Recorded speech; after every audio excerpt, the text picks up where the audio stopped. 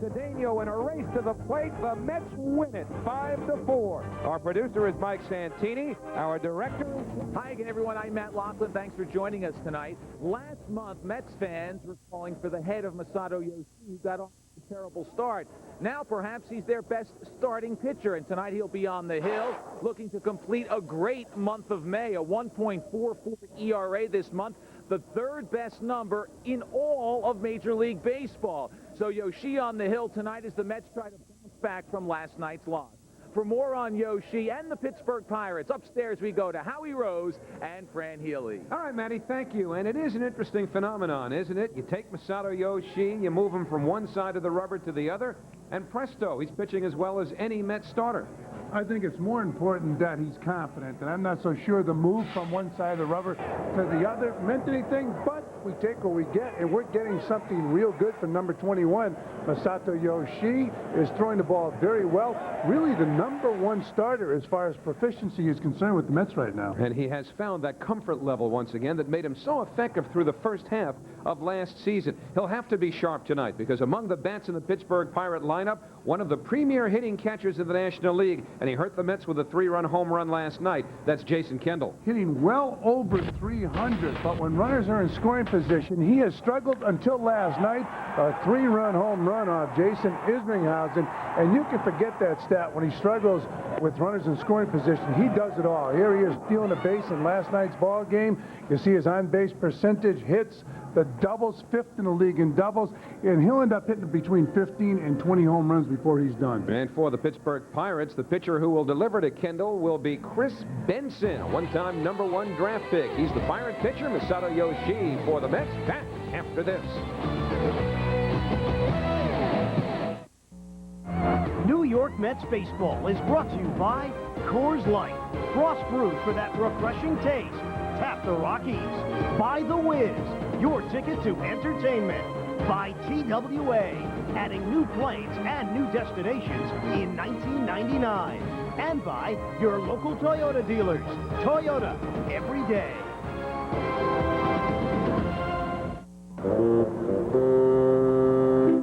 Hey, dude. You want some serious cash? Yeah, man. Lay it on me. During this sales event, your Toyota dealer's sitting on a great Tacoma selection, and you can bank on saving big time with a $199 a month lease. Or buy that Tacoma and save up to $1,300 on option packages. So take a tip from TV Guy. Get to your Toyota dealer pronto, dude. Hey, thanks, man. Thanks for saving with us, man.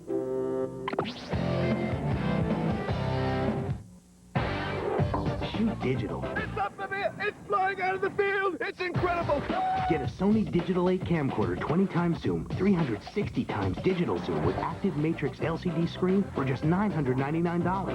How about a Sony 8mm with night shot capability, a digital steal at $499? This thing is so cool I can make full-length motion pictures. I could be the next Spielman. Get free financing for 6 months with your Sony Preferred Card. Get digital at The Wiz. Why do birds suddenly appear every time you are near? Just like me, they long to be close to you.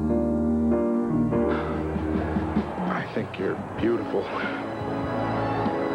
Gee, thanks. I was talking to the beer.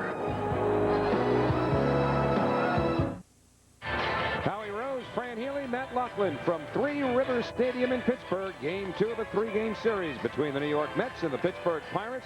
Our umpire lineup brought to you by NAM, National Arbitration and Mediation, the most timely, cost-effective way to settle your legal disputes. Frank Pulley will call the balls and strikes with Greg Bonet at first, Greg Gibson at second, and Charlie Williams, the umpire, at third. So Pittsburgh winning last night 7-4. The Pirates continuing their mastery here at Three Rivers Stadium over the New York Mets. They've won 6 straight in this ballpark against New York. And the lineup for tonight's game, presented by Mets manager Bobby Valentine. Same starting eight as last night. Allen's Allensworth in for Henderson. The only reason, again, Ricky's not playing is because of the wet turf here. It rained on and off all day, and there is a chance for a scattered shower throughout this game. Everything else, same as it was last night, starting 8th, that is, with Masato Yoshii on the mound for New York. He'll make his 9th start of the year, and the Mets will get their first look at a one-time #1 overall draft pick. That was only 3 years ago. Out of Clemson University, Chris Benson. Yeah, Chris Benson has good stuff. He throws in the low 90s, and he also has a slider. 3 wins, 2 losses, a 3.83 ERA. Struck out 26 and 42 in the 3rd innings. He has good control. He usually has good poise, and he can get you late into the ball game. He doesn't get flustered very easily for a young player just out of college.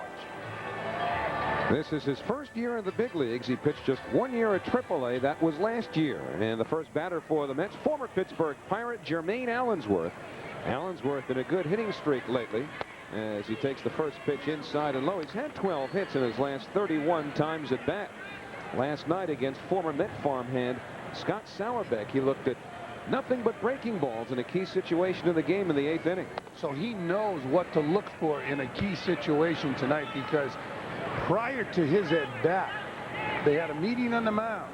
And when Pete Vukovich left the mound, the left-hander facing Allensworth threw all breaking balls. There's a fastball on the inside corner. It's 2-1 to Jermaine.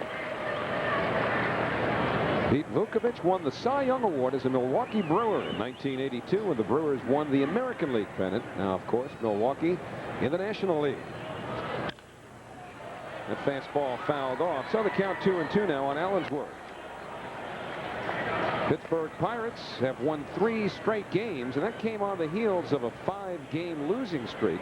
They were swept 3 games in Atlanta last week, then went down to Florida, lost the first 2 of that series. And manager Gene Lamont called a clubhouse meeting. So naturally, they've reeled off 3 wins since then. Swing and a miss. Allensworth down on strikes. And defensively behind the young right-hander for the Buckos, it's young Morris, Benjamin, and Sprague in the infield. Martin, Giles, Ian in the outfield. Kendall behind the plate. Sprague has 13 of the Pirates' 46 errors. And defensively, he has struggled this year, but he has been a solid offensive player throughout his major league career. Holds some offensive career marks at Stanford University, a hotbed for baseball. Roger Cedeno takes a fastball outside from Benson. Cedeno leading the National League in stolen bases with 24, although he was picked off last night in the first inning by Francisco Cordova. Line foul straight back. 1 ball, 1 strike. His on-base percentage has been unbelievable. The Mets have always talked about getting somebody that can get on base. He's at .437 right now. On the inside corner. So 1 ball, 2 strikes to Cedeno. The way Sprague has struggled defensively, I got a feeling if Cedeno tested him, he could beat that throw to first base by bunting to Sprague. Swing and a miss. He struck him out. Well, Benson with a good breaking ball to Cedeno. So Chris Benson has struck out the first 2 Mets he's faced, and now John Olerud. He's got the breaking ball. He's got a good fastball. Here he throws Cedeno the breaking ball. You see the low target from Jason Kendall. Bang, the bottom falls out of the pitch. We talked about his poise. Once again, good breaking ball. Cedeno swinging right over the top. So 2 out, nobody on. Olerud had a 13-game hitting streak stopped last night, but he's still 5th in the National League in batting with a .358 average. John has been on base in every game that he started this year. And the 0-1 pitch, a slider inside and low, 1-1. That's basically what you're going to get from Benson. Fastball, slider, real meat and potatoes pitcher. One time member of the 1996 U.S. Olympic team. Missed inside, 2-1. You know, in taking a look at Benson, as you look at his scouting report, #1 overall pick in 1996. Fastball reaches 95. Wet behind the ears. Looks fine from that angle. And the 2-1 pitch hit in the air to right field. Jose Guillen a couple of steps in after drifting back. And the side retires. A good start for 24-year-old Chris Benson. He gets the Mets in order. Middle of the first pitch, nothing. Pirates are coming up. Buckle up.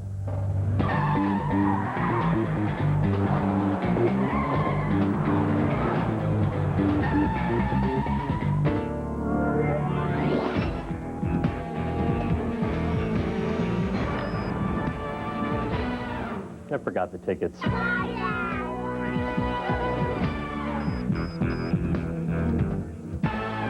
Access 1, remote keyless entry by Titan. Get a lock on the future. The Avis Preferred Service System, linked by network. So without so much as signing a name, your car and keys are waiting. Still, at Avis, we know technology doesn't try harder. People do. Running late, Mr. Spencer? Yeah, huge presentation. How about I call ahead for directions? That would be great. I'll drop you right at your car. Speed and personal service.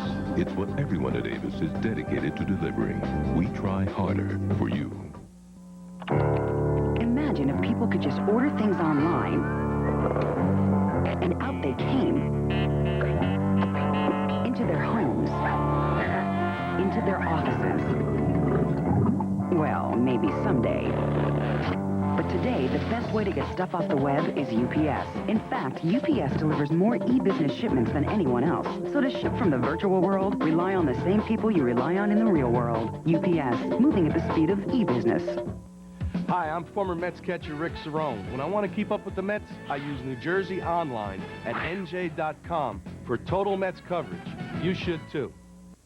Last half of inning number 1 here in Pittsburgh. Let's take a look at the Pirates lineup for tonight. Their manager is Gene Lamont.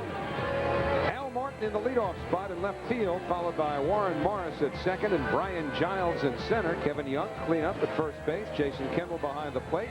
Ed Sprague at third. The only change for them, the right fielder Jose Guillen, who was not in the starting lineup last night. The switch hitter Turner Ward was.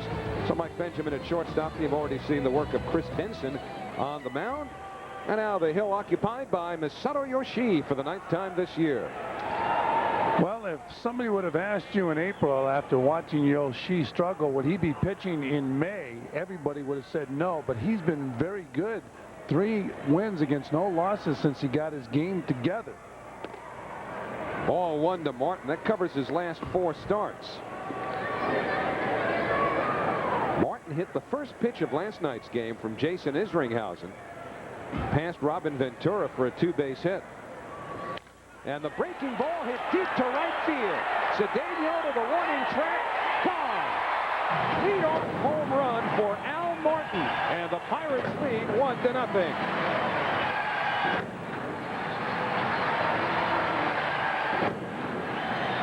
Well, the Pirates struck early yesterday, and they're striking early here. You can't get any earlier than this. Al Martin hitting a home run over the right field wall, his 3rd home run of the season. He's hit with power in the past. And right here, he takes a Yoshii fastball that's out over the plate, and he knew it was gone. That little hop and a skip will tell you it's gone. Strike on the outside corner to Warren Morris. Morris hit a home run in last night's game, extending his modest hitting streak to 5. He hit a home run right over the center field wall. And the curve tapped foul. You know, talking about Martin back in 1993, he led the Pirates in home runs and had the most by a Pirate for a rookie since Ralph Kiner. Equaled the club record of 23 in 1946. Also, by the way, Ralph's going to be upset if we give you this, but I got to give it to you. He also broke Ralph Kiner's team rookie record for 109 strikeouts that Ralph set. But Ralph wasn't pitching. There you getting on Ralph. Fastball sits high. 1 ball, 2 strikes. We talked to Ralph about a half hour ago. There's Al Martin. Tied that record set by Ralph Kiner as a rookie. Ralph will be broadcasting Friday, Saturday, Sunday, and Monday. Inside 2-2. You know, I'm looking around this ballpark now. His number's not here. Yeah, what'd they do? They took all their retired numbers down? I didn't want to tell Ralph that. He'd be flying into Pittsburgh to put it back up. There's still time to get him here for tomorrow. So 2-2 to Morris. And he fouls the fastball back. Warren Morris, we told you last night, hit a dramatic home run, which is an understatement.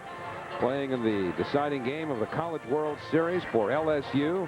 2-run home run to give the LSU Tigers the national championship in 1996. Brought them from behind to beat Miami 9-8. And another foul ball. See where some of the college teams are going to get rid of the aluminum bats and start using wooden bats. I think it's going to make it a lot easier on scouts also when they go and watch a kid play. Nicer sound, too. Nicer sound. Plus, you can figure out whether or not the kid can swing a wooden bat. That's important before you sign them. Some of the scouts here today. Saw Gene Michael in attendance. That last scout we showed you, that looked like Ron Hansen. Remember when we were talking about the triple unassisted triple? He yeah. got about 2 or 3 of them. I can't tell, but that looks like him, isn't that? Well, with the hat, you can never tell. We can get him to turn to his right. And then jump. Somebody go down there, poke him on the shoulder, and make him look right into our cameras. I think that's Ron Hansen. In any event, the count's still 2-2 to Morris. And he lays on.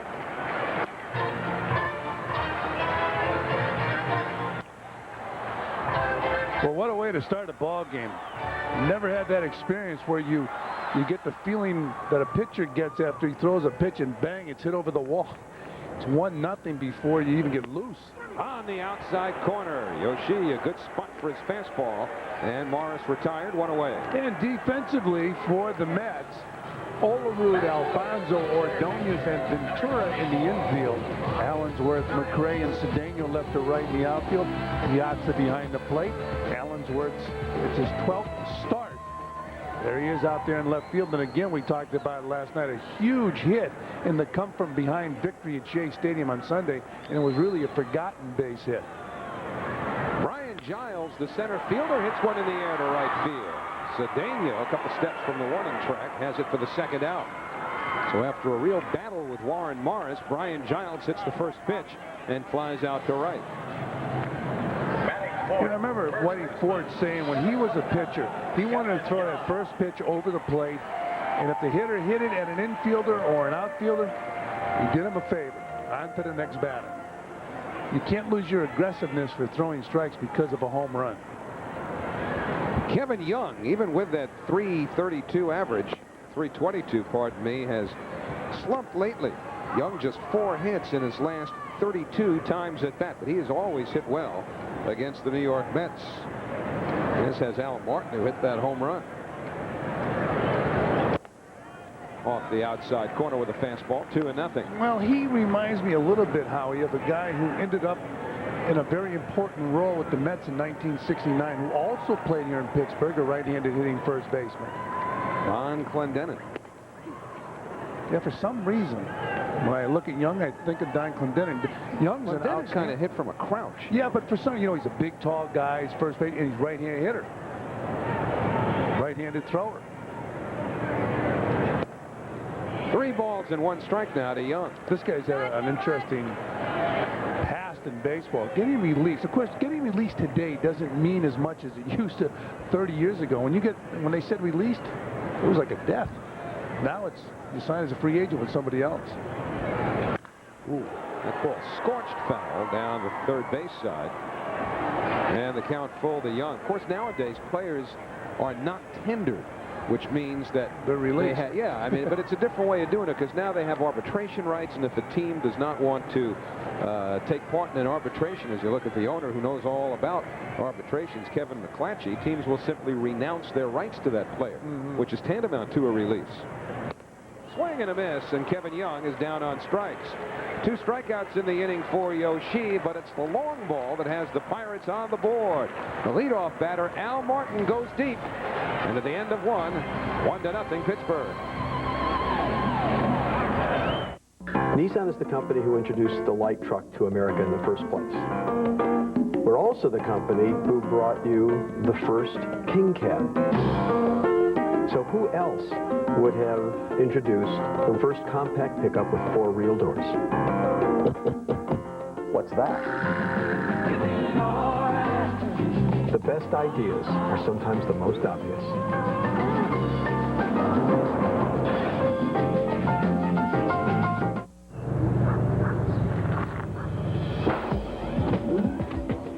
Select road.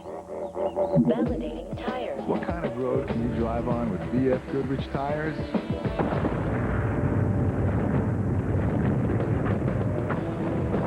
Any road you choose. BF Goodrich tires take control. The new all-terrain TAKO. Go anywhere, anytime. See your BF Goodrich tire retailer today. Hi, I'm Robin Ventura, and I'm here with a few friends to tell you about a great program from the New York Mets and Chase. Chase will buy 125,000 Mets tickets this season and give them away to children in the metro area. So kids that wouldn't otherwise have the chance to come out to the ballpark can now catch all the excitement of a Major League game, like the crack of a bat when a home run heads out of the park or the beauty of turning 2. Chase Baseball is for Kids is living proof. No dream is too big when you have the right relationship. New York Mets baseball is brought to you in part by Avis. At Avis, we try harder for you. And by Ford Cars and Trucks, built for the way you live at your Tri-State Quality Ford store. Well, pretty soon they'll be able to hit a ball into the drink here in Pittsburgh. You know, on the golf course, that's a bad thing. But here it's going to be kind of a badge of honor because when the new ballpark goes up in a couple of years, left-hand hitters could park one over the right field wall into that water. It's going to happen, I also believe, in San Francisco at the China Basin, the new ballpark the Giants are going to build. So if there are some souvenir hunting fish, they could get lucky. Mike Piazza takes inside from Benson. 2 balls, no strike. Benson's very fluid in his windup and his delivery to the plate. No herky-jerky motion. Pirates are very high in him. They had to be when they drafted him, but sometimes things can happen before somebody gets to the big leagues. Oh, and the breaking ball. That was a big breaking ball. First time for Mike Piazza. Now, he doesn't even have an opportunity to ask any teammates, have you faced him?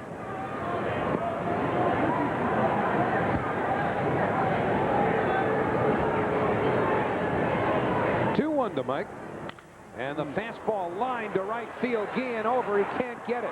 One hop off the wall. Piazza on his way to second. Guillen with a strong arm. But Piazza's in there with a leadoff double. Well, last time Piazza slid head first, he hurt his leg. This time he looks okay. Guillen with a real strong throwing arm from right field. Guillen is a kid that got into the big leagues at 20 years old, had 2 solid years in Pittsburgh.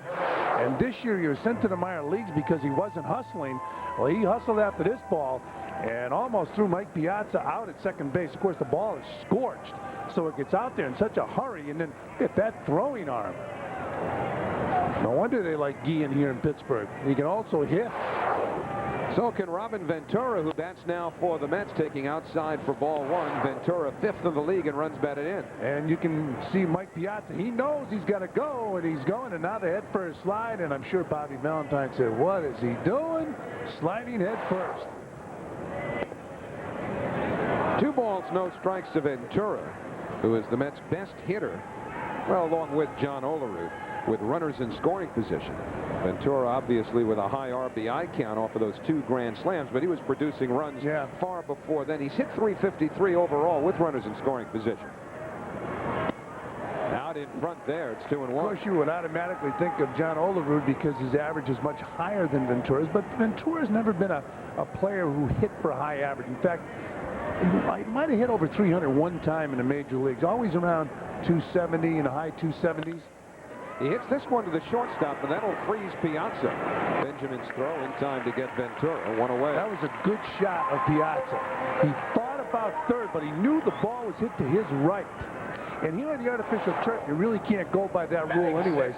Now watch him. He thought about it and went back to second base.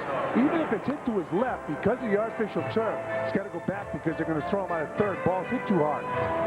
Hard hit ball to short. Benjamin up with it and across the infield.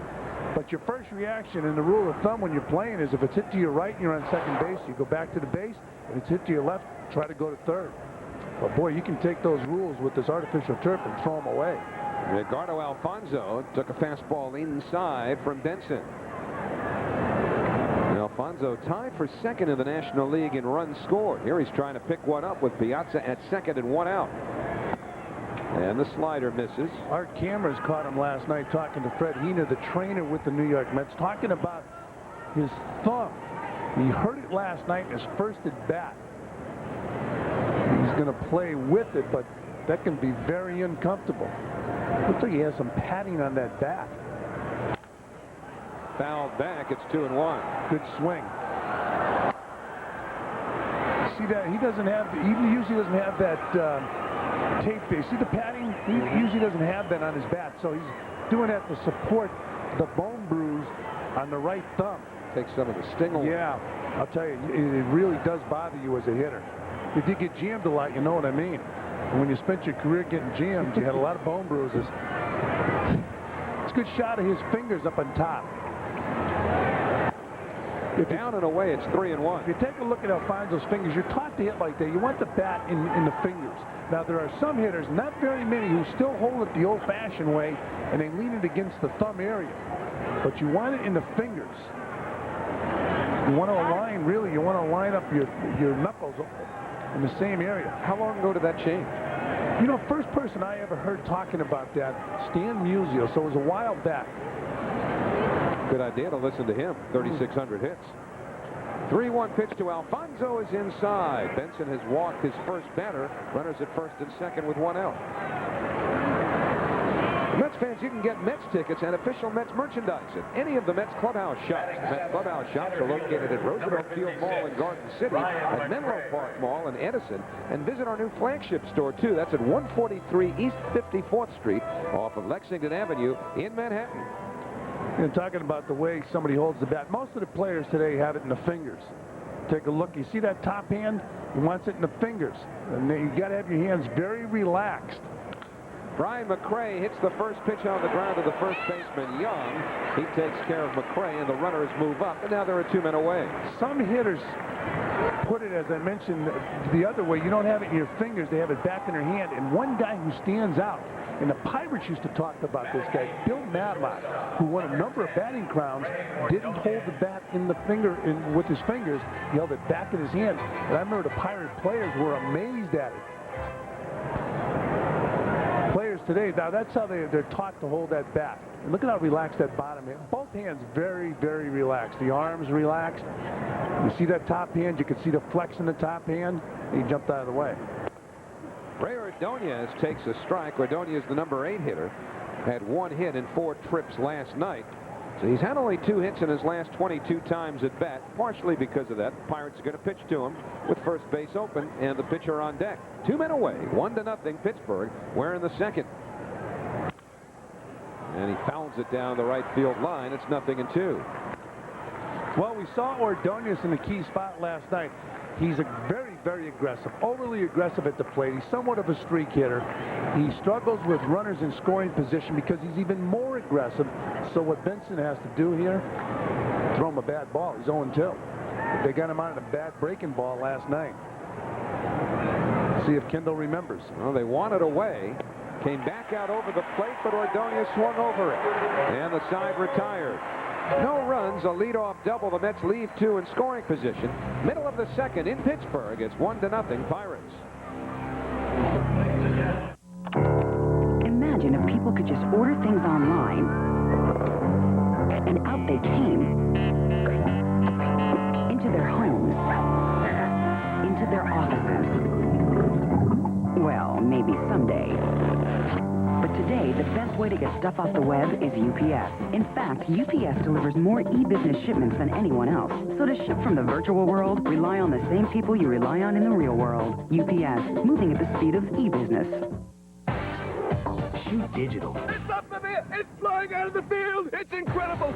Get a Sony Digital 8 camcorder 20 times zoom, 360 times digital zoom with active matrix LCD screen for just $999. How about a Sony 8mm with night shot capability, a digital steal at $499? This thing is so cool, I can make full-length motion pictures. I could be the next Spielman. Get free financing for 6 months with your Sony Preferred card. Get digital at The Wiz.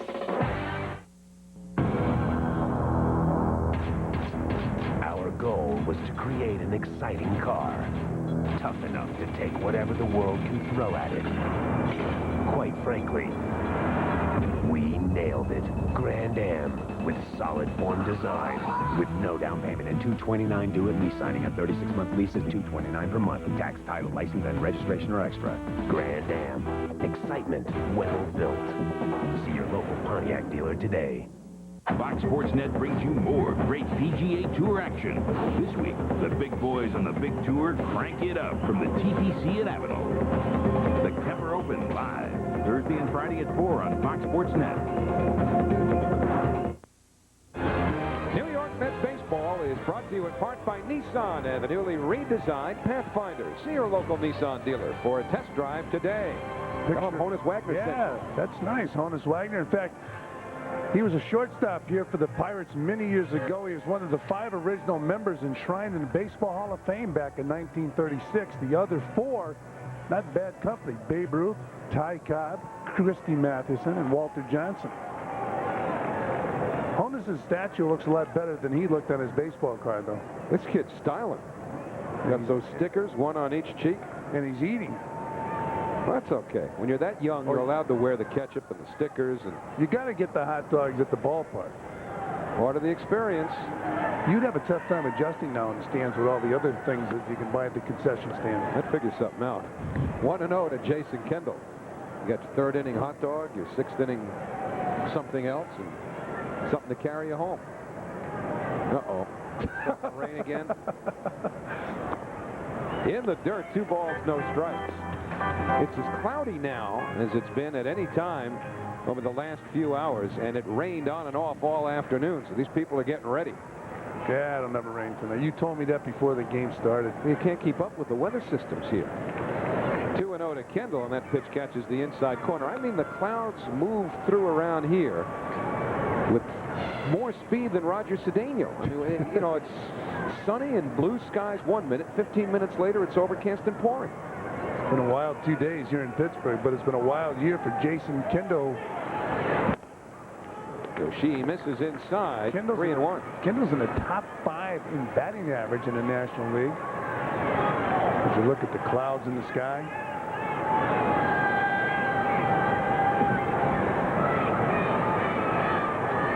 On the way to Kendall. Way out in front. Good change by Yoshi. Well, I'm sure Yoshi, watching last night's game, saw the fastball that Kendall hit out. As you look at our National League leaders on base percentage, Olerud and Kendall, 1 and 2. And the payoff pitch inside almost nicked him. Jason Kendall, always around the league leaders in times hit by a pitch, but Yoshi walks him to start the 2nd. You can't get Kendall out of that batter's box. You cannot intimidate him. Even there was a good example of what, I mean, Kendall was striding into that pitch, and he hardly flinched and was inside off the plate.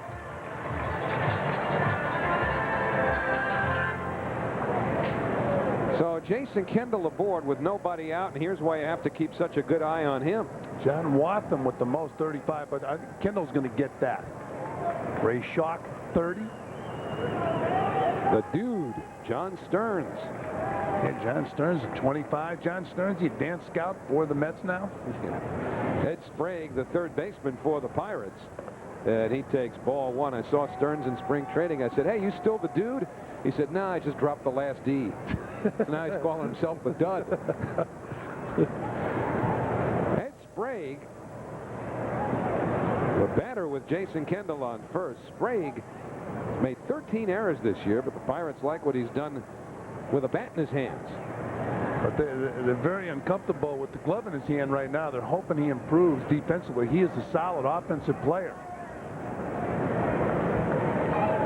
And the scouting report on Yoshi. 3 months should be made. Keep me on the right side. All right, we'll do that. We're getting some real humorists writing these things now, huh? There's only one man that can author that scouting report. That is best when changing speeds.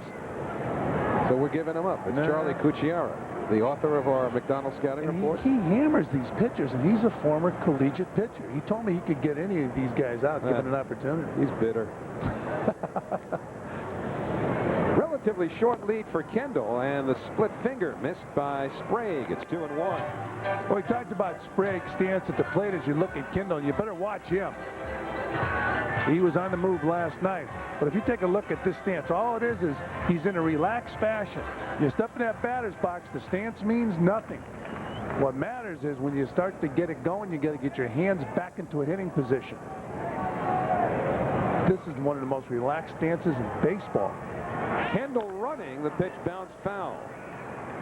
So on the hit and run, Sprague fouls it off, and Kendall will have to come back to first to count 2-2. You see what happens to Sprague? Like all hitters, his hands go back.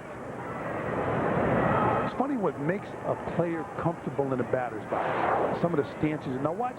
See the hands nicer? He could be standing on a street corner. Now the hands go back, bang, and the head of the bat goes through. Something has to go back before you come forward.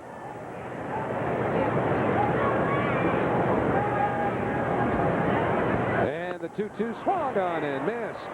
Strikeout number 3 for Yoshi. He picks up his first out here in the second. As Sprague is down on strikes, and Jose Guillen will hit. Mickey Tettleton would remind you a lot of Ed Sprague, the way he stood at the plate. Remember Roy White's stance at the plate. And the pitch from Yoshi as he goes to that set position. Now he's fixing to grip in the glove. And the pitch, he threw it by him upstairs. Those hands go back, and he couldn't catch up. Well, he was behind 2-0 in the count. He threw him a split. He'll throw that pitch behind in the count. Got a swinging strike with it, and then came back to strike out Sprague. Well, if you can get the hitter either to chase that splitter, or if you can throw it for a strike, really a good splitter is not a strike. It's out of the strike zone. But if you can get a strike, whether he's swinging or looking at it, and then throw the fastball, he's going to have that splitter in the back of his mind. Well, Jose Guillen, back from a brief stint of the minor leagues. What a wake-up call it was for him. And this kid's a good player. You know, I was surprised when they told me that that's the reason they sent him down. I guess they tried everything else. They said, look, you're not backing up the outfielders. If a ball goes by an outfielder, you've got to be there. He wasn't doing it. They sent him back to the minor leagues for a couple weeks. And they said now he's backing up when he's supposed to back up. Fouled straight back. 1-1. Kendall had larceny on his mind and in his heart. He just couldn't get it started. He couldn't get it into drive. It was almost like, I'm not getting a good jump, so I got to stop. Oh, let me stop. See how he dropped? He said, that wasn't a fake. That was, I'm going. Didn't get a good jump. That's one of the luxuries of being able to run on your own. You can also stop when you want. If you get a side, you can't stop. Pretty good percentage in stolen bases. 1 ball, 1 strike. And now a check of Kendall, just in case he thought of revving it up again. Yeah, it really sounds trite, but if you can run on your own, you're a lot more relaxed. And you know, I don't get a good start, I can stop and go back. Or if they give you the sign, you got to go, even if you don't get a good jump. He's going again. Not a closer play at first than the others. As time goes on, if he doesn't switch positions, those stolen bases will decrease. Once again, you see that flinch to second and a dive back to first.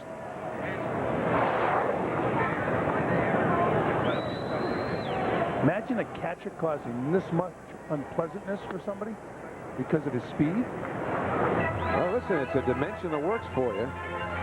There are so few in the big leagues. We showed you the list of the top base-stealing catchers in baseball history before, but Jason Kendall, we talk about all the different things he does. I mean, he's a terrific hitter, good defensively, good base runner.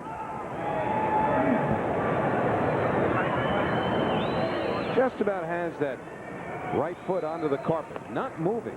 And the pitch taken for ball 3. The best thing you can do, though, is to throw to first base. Now, Kendall has good speed, but he doesn't have really a base stealer's speed. So if you throw over there a couple times, make him aware of it, and he dives back, you take away his aggressiveness.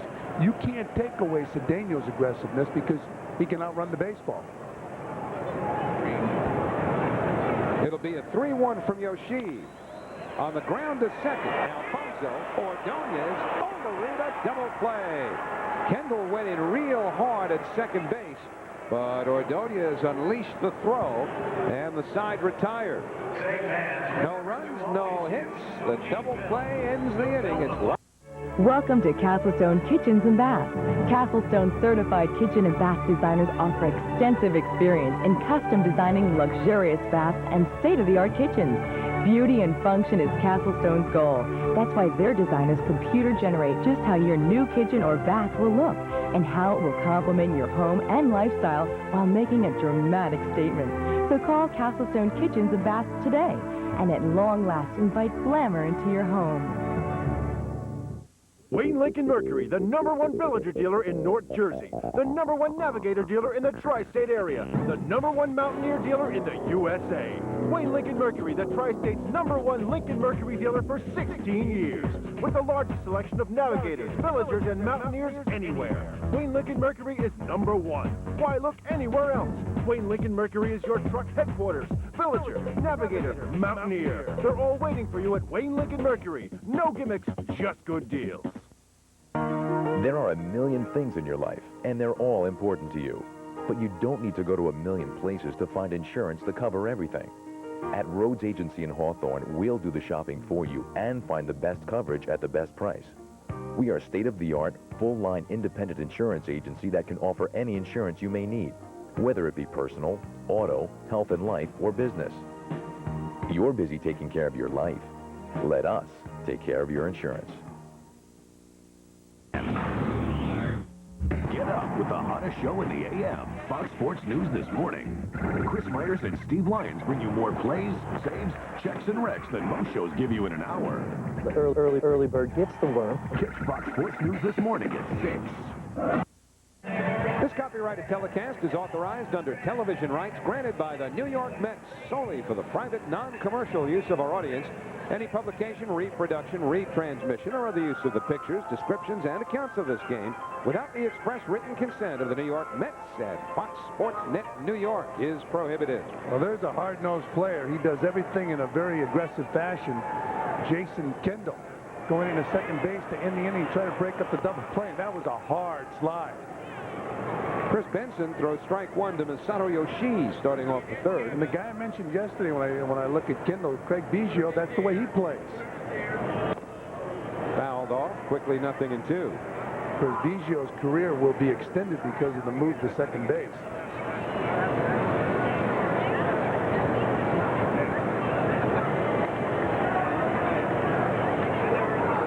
The 0-2 pitch to Yoshi. Fastball high. So let me get you on record as saying something. Would you go out on a limb and predict that within 3 years Jason Kendall is playing another position? No, and I'll tell you why. Swing and a miss at a slider. So 4 strikeouts now for Chris Benson, 1 man away. Hey, coming up tonight at 11 on MSG, make sure to tune in for the full half-hour edition of MSG Sports Desk with host Marv Albert. Later, keep informed of the national sports scene and Fox Sports News tonight at midnight on MSG Network. It's more than just a game. Give you an answer as far as Kendall's concerned. His dad was a catcher for about 12 years in the major leagues. I'm sure that was his dream. Could he move to another position? Probably. But he's very valuable behind the plate. The only thing is the wear and tear will take some years off your career. Strike one to Jermaine Allensworth. I mean, this guy here is hitting well over 300, talking about Kendall. Doing a fine job catching. He's going to hit the long ball. Look at those hands. Quick hands. Quick hands with that glove that has the break in it. The greatest thing that's ever happened to a catcher. You see the break in the glove? There it is. You can use one hand because of that break.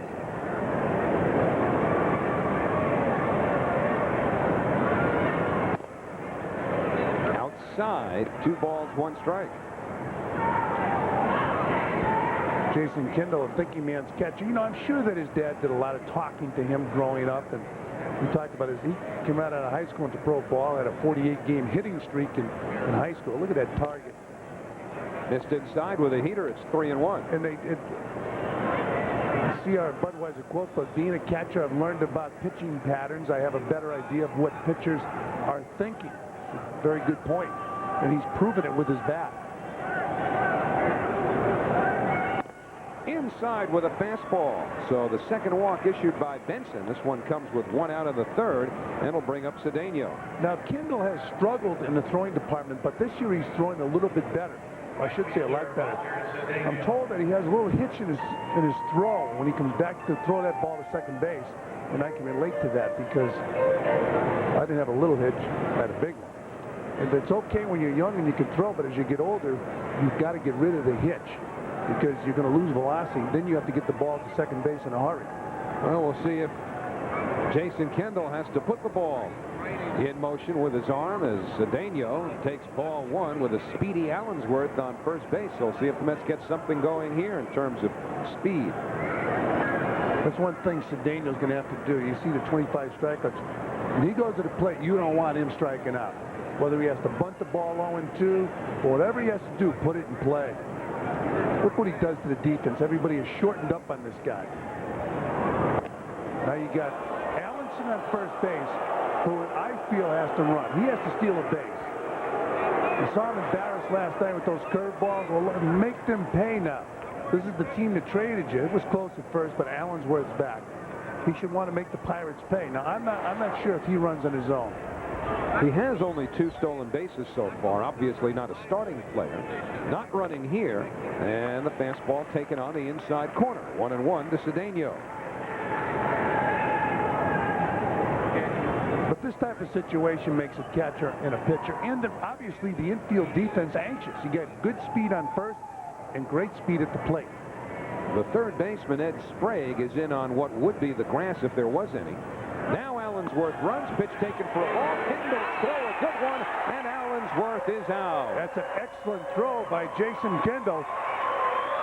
He's throwing a lot better this year than last year, and he threw a bullet to second base. It wasn't even close. Allensworth probably surprised because Kendall struggled so much last year in his throwing. And Allensworth slid in. The ball was waiting for him. Looked like a pretty good pitch for Allensworth to throw to, for Kendall to throw too, because he was up out of the chute in a hurry. Good throwing position. Watch how quick he is with his feet. Gets in a position to throw, and a perfect throw. Not even close at second base. Don't forget how important that tag is now because of the camera. The umpire reacts to the camera. Cedeno hits the breaking ball foul. Not only the camera. Remember, the camera used to be a wide shot. Now, the camera's right on second base. So the umpire knows if I miss this, I get a problem. So he's right on top of it. And the quick tag. The tag has become very important at second base. Remember the old neighborhood play? All you had to do was be in a neighborhood. Well, Mr. Rogers' neighborhood is no longer the place to be. He's fun. You can't say that in Pittsburgh. Inside ball 3. The one city of the country you get some grief for saying that is the one we're in now. Hey, Mr. Rogers lives right here. Works on his show here, Reanimated.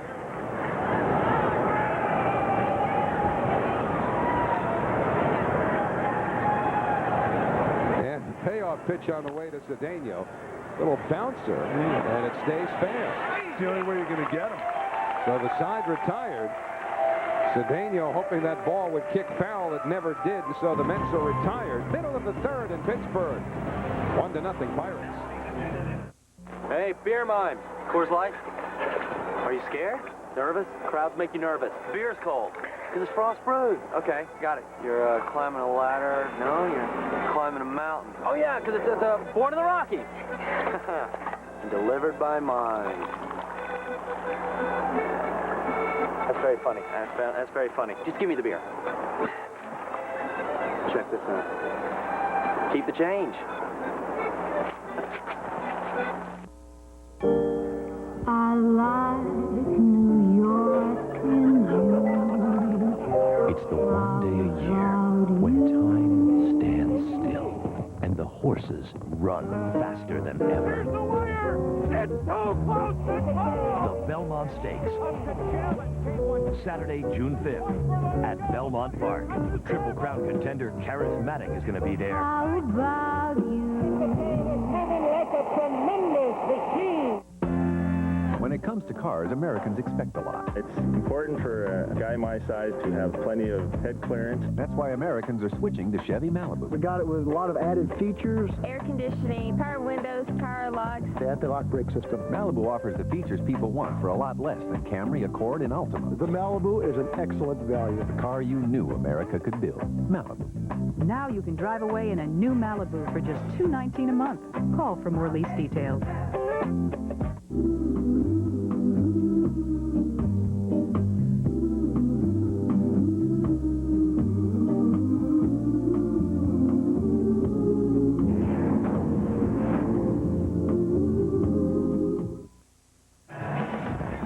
The Mets and Pirates finish off their series here in Pittsburgh. Note the start time, 7:30, half hour later on Fox Sports Net New York. And the next Tuesday at 7:30, the Mets back at Shea to face the Cincinnati Reds. It's all coming up right here on Fox Sports Net New York. So please make sure to check your local listings. Masato Yoshii gave up a leadoff home run to Al Martin in the first inning. That's the difference so far. Mike Benjamin, Chris Benson, and Martin to do the hitting for Pittsburgh here in the third. Benjamin goes after the first pitch, pops it foul, and this one a couple of rows back. So 0-1 to the Pittsburgh shortstop. Pretty good utility player, Mike Benjamin. Can play anywhere around the infield. He's been in a batting slump lately, just 8 hits in his last 47 at-bats. He started at shortstop, second, and third base this year.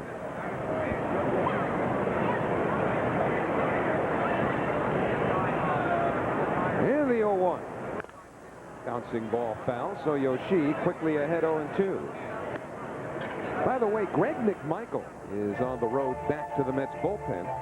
Although right now that road leads to Binghamton. He's going to pitch a couple of innings for the Binghamton Mets tomorrow. That's the AA Eastern League.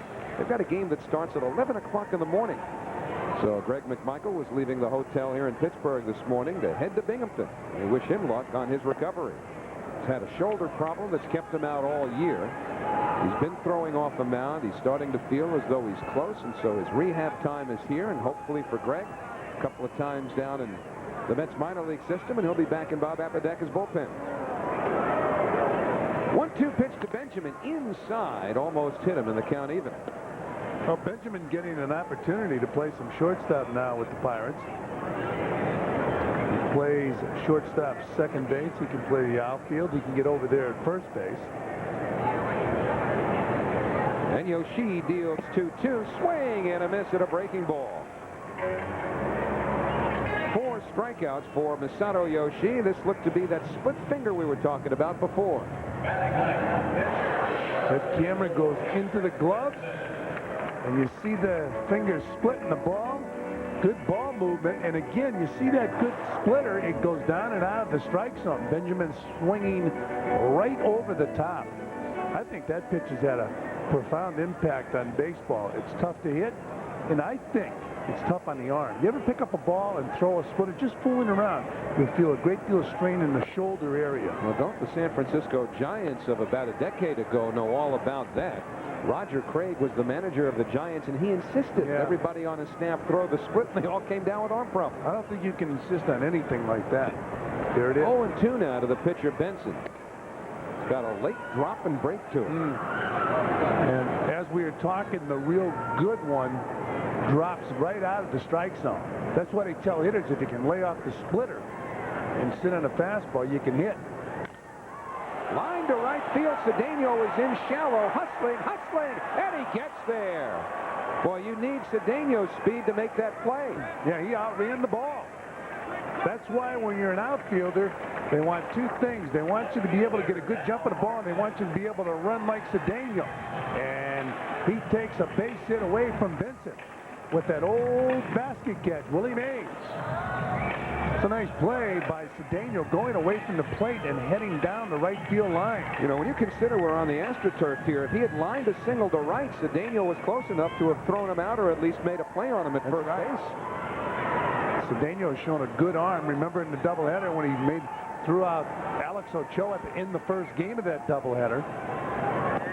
Martin hit the home run in the first inning and takes low. 1 ball, no strikes.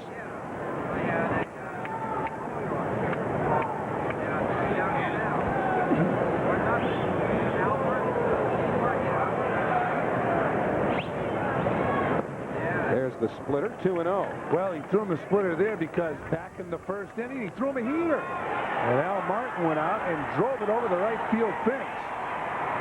Pitchers tend to stay away from that pitch after they give up a home run to a certain hitter. We'll see if he throws the splitter again.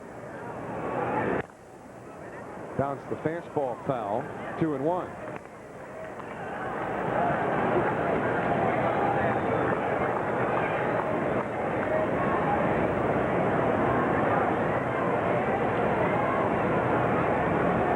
Martin with the only hit so far for Pittsburgh, but the park didn't hold it.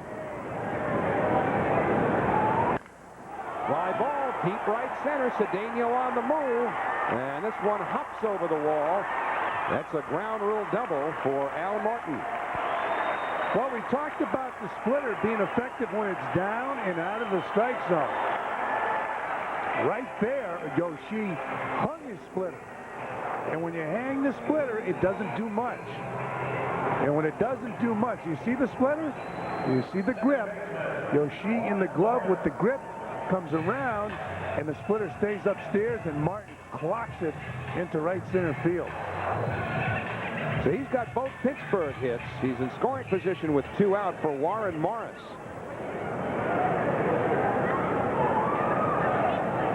Morris, the left-hand hitting second baseman for the Pirates.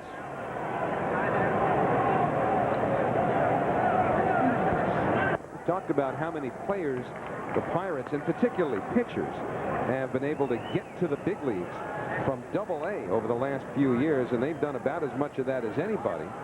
But here's a kid playing an everyday position now, coming straight up from Double-A. Gets under that one, hits it in the air to short right. Alfonso out, Cedeno in. Who's going to get it? Just barely, Cedeno. And so the inning over, but not without a little tension out there. Alfonso was calling for it initially, and then yielded at the last second. Still 1-0 Pittsburgh. Yikes. Come on.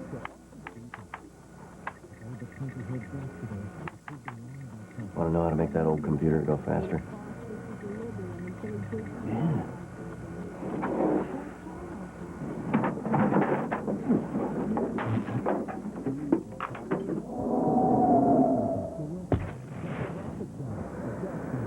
That was pretty fast.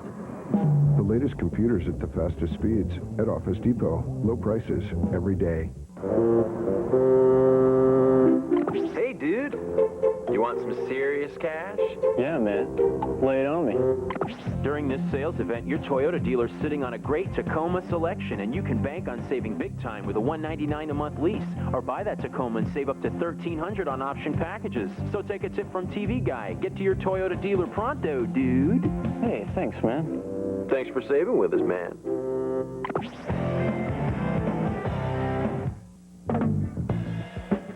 There's big news in the shipping business. Now there's a shipper that confirms your packages were received.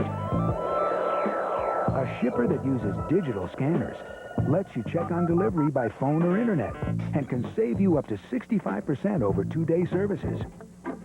Which one is it? The U.S. Postal Service. Introducing delivery confirmation for priority mail. So, now what's your priority? A trip to SeaWorld is a whole new adventure. So why try to capture it with the same old film? Use Fujifilm with Fujicolor technology and leave the ordinary pictures to somebody else. John Olerud in to lead off the 4th inning. The Mets trailing by a run. Olerud, Piazza, and Ventura for New York against Chris Benson. Olerud first ball hitting right to the first baseman, Kevin Young. Quickly 1 man away. Well, the bottom of the 3rd ended with a play in which Cedeno ran a long way. Now, Alfonso's camped under this ball. And Cedeno he can let a sure man have it too. But at the last minute, he called off. I don't know what he said, but he was happy the ball was caught. Mookie Wilson talking to Cedeno. Cedeno came a long way for that ball. A strike on the inside corner to Piazza, 0-1. And our New York Life in-game box score. One hit for the Mets, and here's the guy who got it. Well hit double the other way in the second inning. And the fastball just off the outside corner. 1 ball, 1 strike to the Mets catcher. Piazza now 13 hits in his last 33 at-bats, covering the last 9 games, including this one. Whoa. Deep to left field. You can forget it. How far is this going? Jeez. A long, long home run for Mike Piazza. They may have to get out the Three Rivers Stadium record books to measure that baby. I don't know. Sargent played here. That's all right. That ball was hammered by Mike Piazza.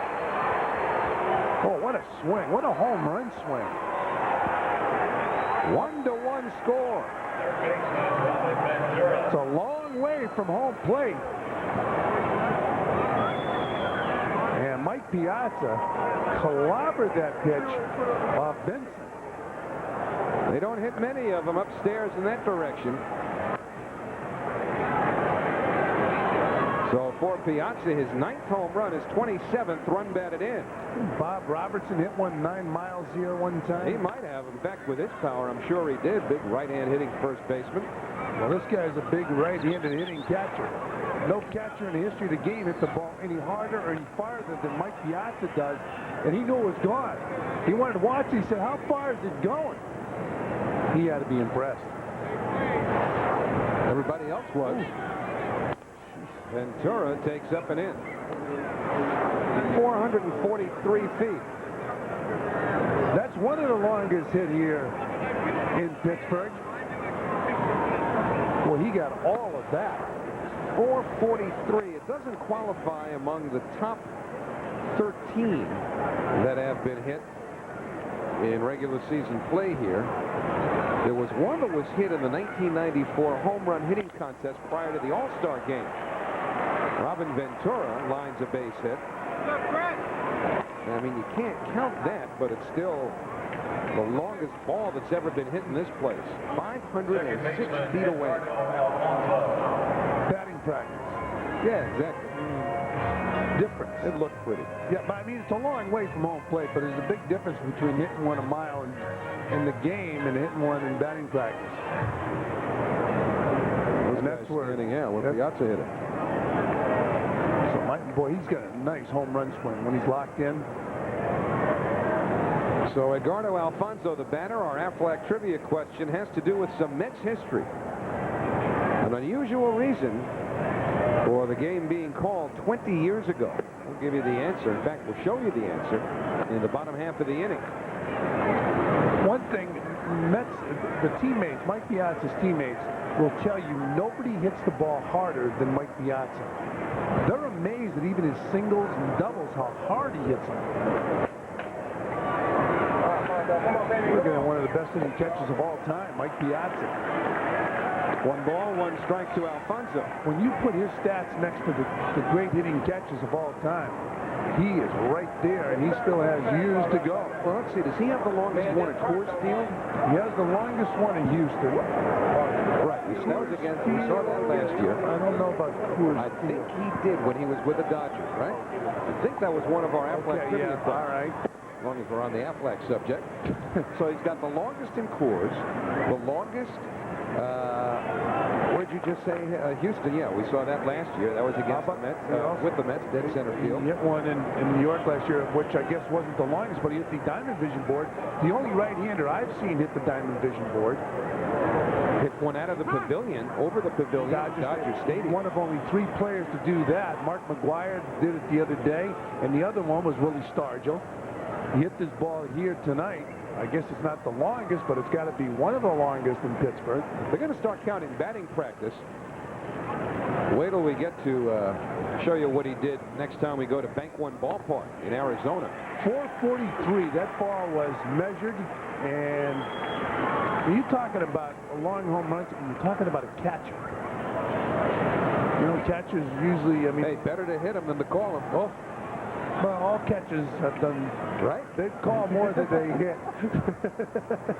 But you are right. And the 2-2 on the way, the breaking ball. Alfonso held his swing, so the count runs full. And with one out, we'll see if Ventura's in motion from first base here. So the Mets have gotten even in prodigious fashion. With the second home run the rookie Benson has allowed this season. So will Ventura run? He's going. Ball 4. And the Mets now with 2 on. You wonder whether or not that home run might have unnerved Benson, because he gave up the base hit to Ventura, and now he walks Alfonso in its immediate aftermath. Pete Vukovich goes out to talk to Benson.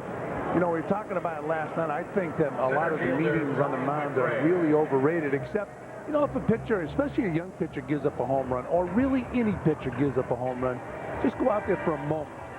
Get his mind off the home run. And that's what Pete Vukovich is doing right now.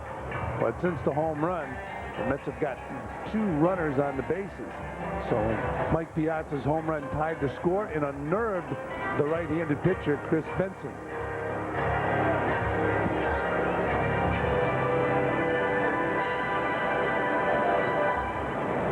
So Ventura's at second, Alfonso's at first, Brian McRae the batter. Remember, McRae hit a big double in last night's game.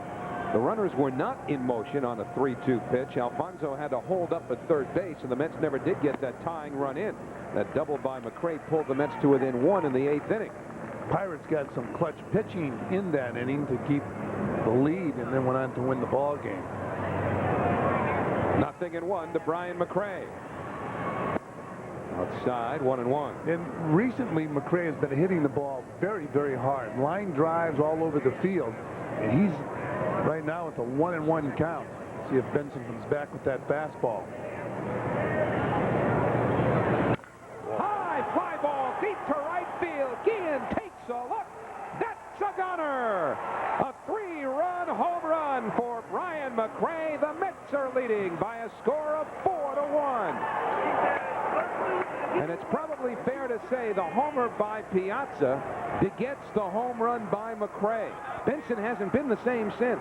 Yeah, as soon as Benson gave up the home run, a long home run to Mike Piazza, then Robin Ventura singled, Edgardo Alfonso walked, and on a 1-1 count, Brian McRae hits a bolt over the right field fence.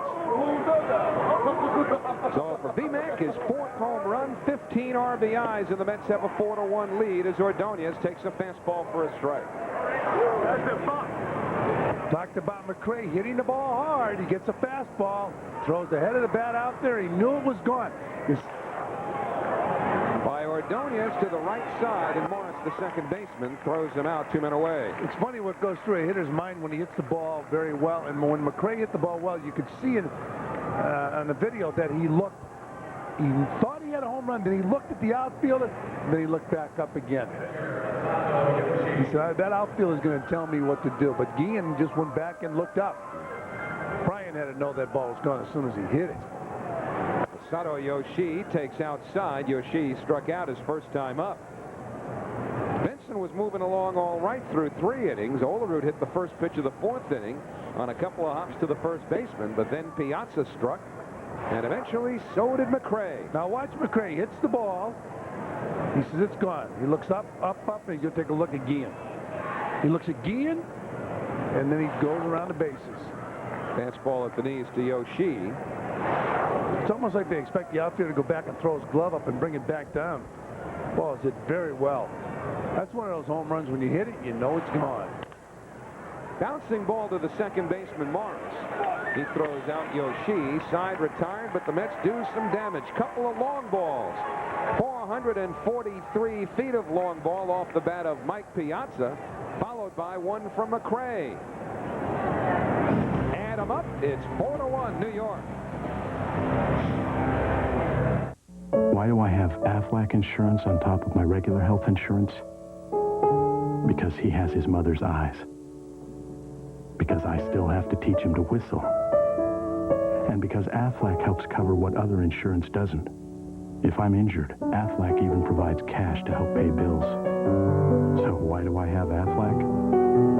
Did I mention he has his mother's eyes? Aflac supplemental insurance. Without it, no insurance is complete. Nissan is the company who introduced the light truck to America in the first place.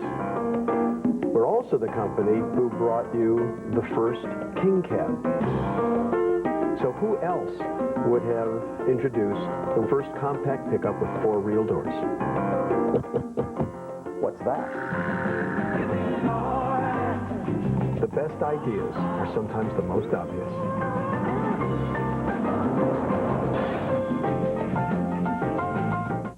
So we have no color copiers, no printers. All we have is this one pencil in my hand. Sir, I have a pencil too. Oh, 2 pencils, then we're fine. If business were that easy, you wouldn't need us.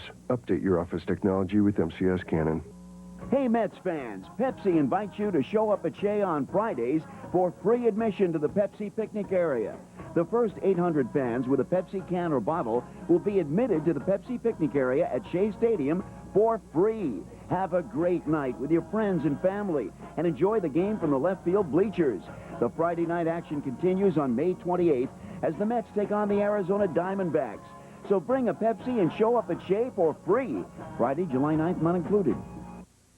Let's go back to that Aflac trivia question now. 20 years ago tonight at Shea Stadium, a game between the Mets and Pirates was called a tie after 11 innings. How come? You don't have the foggiest? Well, this is what happened 20 years ago. Joel Youngblood was batting for the Mets. 3-3 tie. Bill Robinson is the left fielder. Remember Bill, former Mets hitting coach? He can't find it. No chance to find what turned out to be what the Mets thought was a game-winning inside the park homer by Joel Youngblood, but they protested. Joe West was one of the umpires who helped facilitate the call of a delay. There's Bill Robinson arguing. And Tim Foley there, too. What's wrong with playing in the fog, especially if you can see the ball and you can hit it? And you hope the outfielders can't. 2-0 to Brian Giles. And there you go. The game was called due to fog. They waited, if I remember right, about an hour and 20 minutes. Waiting, hoping the fog would lift. In fact, they even had some players go out to the outfield to try to shag. Line drive, left field. This one's headed towards the corner. Giles on his way to second. Allensworth up with the ball. A leadoff double here in the Pittsburgh fourth for Brian Giles. So Yoshi's given up 3 hits. They've all been for extra bases. Homer and a double to Martin, and now a 2-base hit to Giles.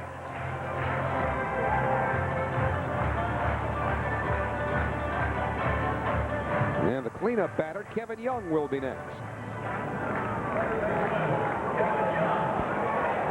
Well, the Mets gave Yoshi a cushion. And one thing you want to do when you get a cushion is turn it into a sofa. You don't want the Pirates coming back and tying this ball game up. Young struck out his first time up. Hit by the first pitch here. So very quickly, the Pirates will bring the tying run to the plate. Jason Kendall. Kendall yesterday hit a fastball over the wall for a home run. He walked his first time up. So if Yoshi can get that splitter over and make Kendall hit it, get him to hit it on the ground. Watch Young diving into the ball, and he couldn't get out of the way. Hit him right in the left arm. You know what? When they don't rub it, you know you're not throwing hard. Now the Mets, the Pirates, and the St. Louis Cardinals have all been hit with 19 pitches now. That's the most in the National League. And Jason Kendall has 6 of them all by himself. He's in there now, but he's not looking to get plucked. He's looking to drive one, as he did last night against Jason Isringhausen. Yoshi would love to throw a ground ball here. There's the splitter. No balls, 1 strike. I would go right down the line with the splitter. If I could have hit 2-0, I'd waste the pitch. With runners in scoring position, 182. All other situations, look at that 439 batting average. But the key is throwing that split for a strike as he did on the first pitch. That's important in his arsenal. Kendall lifts it to right field. Cedeno back. Giles is tagging. No advance by the runner at first, Kevin Young, as Giles goes to third. So Kendall flies to right, and now runners at the corners with 1 out. I'd stay with that splitter. Well, Ed Sprague is the batter. We talked about it. He's a good major league hitter. He has been a good major league hitter. And his hands, look where his hands start off. That's his stance. Look at Mike Piazza. It's the stance. But they go back, and they both end up in the same area. That's the hitting position. Different your route. hands got to be back. If your hands aren't back, you're not going to hit. Different routes to the same destination. Biggest thing is getting your hands back into the hitting position. So the Mets back at short and second, hoping to turn a double play and get out of the inning here. 1-0 to Sprague. Now the stance is just for comfort. Once you get in the batter's box, you got to get comfortable. So you see all kinds of different stances. But once a hitter starts, he's got to get his hands back into hitting position. You see how relaxed he is?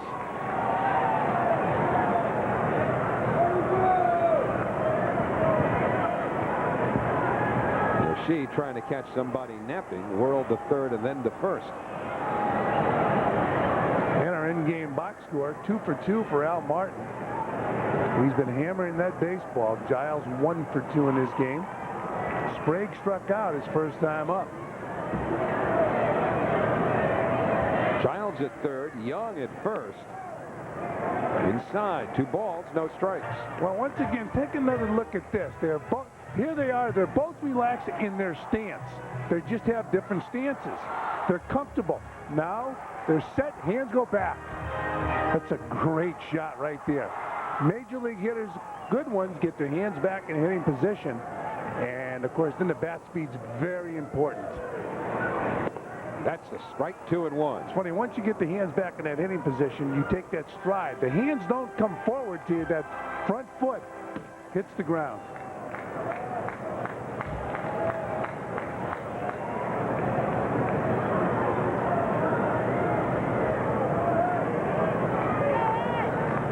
He almost has his bat perpendicular to where Piazza's is when they're getting set.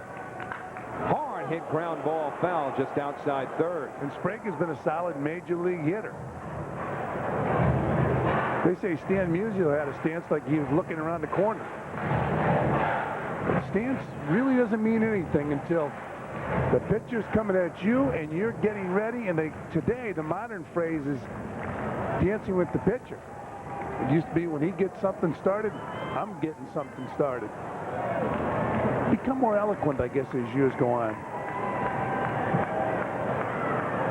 2-2 pitch, pop foul, back of the plate. Piazza hoping for a play over by the dugout, but it lands on the roof. If you just tuned in, that guy hit a Ruthian home run here tonight. 443 feet to left field. But when you watch Piazza swing the bat, he has a lift to his swing at the end. When he hits it, and he hits it well, he gets that lift and he hits it high.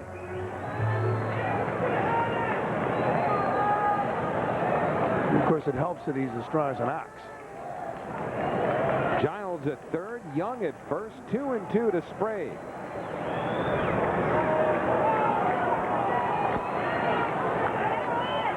So Yoshi working deliberately here. Ed Sprague hitting well over 300, and he's been below 250 each of the last 5 years. He's come alive with the bat this year in Pittsburgh. Mets trying to keep him quiet here.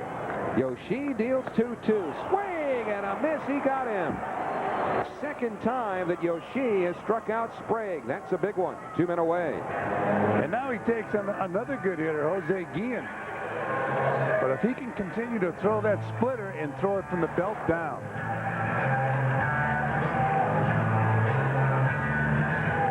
That's his comfort pitch. Good pitch. Gets it down, and as the hitter starts, he realizes this baby's dropping out of the strike zone. I wish I could stop my swing. Guillen hit into a double play, a ground ball double play, his last time up. That's a strike on the inside corner. Guillen is a good hitter. He fell into the doghouse here in Pittsburgh. We've talked about it earlier. He was sent to the minor leagues, but last year he drove in 84 runs. He jumped from A ball to the major leagues at 20 years old. Giles the runner at third, Young at first. The 0-1 pitch, pounded, foul ball, and just barely. Charlie Williams, the third base up, making the call.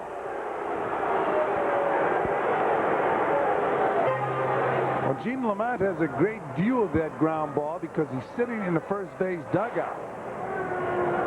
And a heavy foul because Gene Lamont did not come out to argue. Ian said, I had some RBIs if it stays fair. Now he's 0-2. You want to stay with that splitter and throw him bad splitters. So again, you have a young hitter. Young hitters are aggressive. And the 0-2 in there for a call, strike 3. How about that? A fastball right there where Guillen could have hammered it. And Guillen must have been thinking splitter. O'Shea throwing that ball. Perfect pitch. Throws him.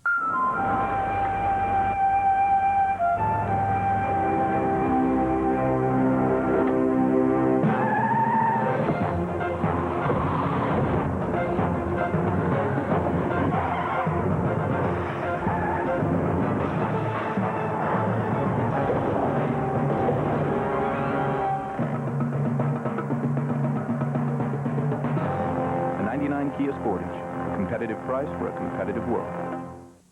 Ramapo Discount Tire Centers, the area's #1 name for discount tires and complete automotive care. Ramapo Discount Tire Centers. Choose from the best names in quality tires at what else but discounted prices. Ramapo Discount Tire Centers. Every Wednesday is Ladies' Day. Oil change and filter only 99 cents. Ramapo Discount Tire Centers. ASE certified technicians that use the latest technology to get your car or truck on the road fast.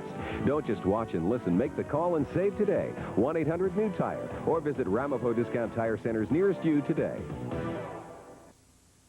What were the skies like when you were young? There were lots of stars at night. And when it would rain, it would all turn. They were beautiful, the most beautiful skies, as a matter of fact. The sunsets were purple and red and yellow and on fire. The clouds would catch the colors everywhere. That's neat, because I used to look at them all the time when I was little. You don't see that. Mets baseball is in full swing on Fox Sports Net New York. Tomorrow, John Franco and the Mets are in Pittsburgh to wrap up their 3-game series with the Pirates. Tomorrow at 7:30, only on Fox Sports Net New York. Well, we're back in Three Rivers Stadium where just a short while ago, Mike Piazza hit one of the longest home runs in stadium history. It was to left field, 443 feet. When this stadium opened in 1970 on August 7th, Willie Stargell hit a home run that landed right here. That's why the #1 has been put up. The longest home run ever came off Mets' Ron Taylor. It went 469 feet, fellas. Talk about a monster shot. Piazza's was far, but this one was tremendous. Jermaine Allensworth, first ball hitting, pops the ball up. Warren Morris has it for the play-by-play here in the 5th inning. Fran Healy. All right, Howie, and that ball that Stargell's hit a lot of long home runs throughout his career, and that's as long as any of his home runs. Willie Stargell, an assistant to the general manager here in Pittsburgh now, pops. Great hitter. And talk about pop. How about the guns on Popeye in there?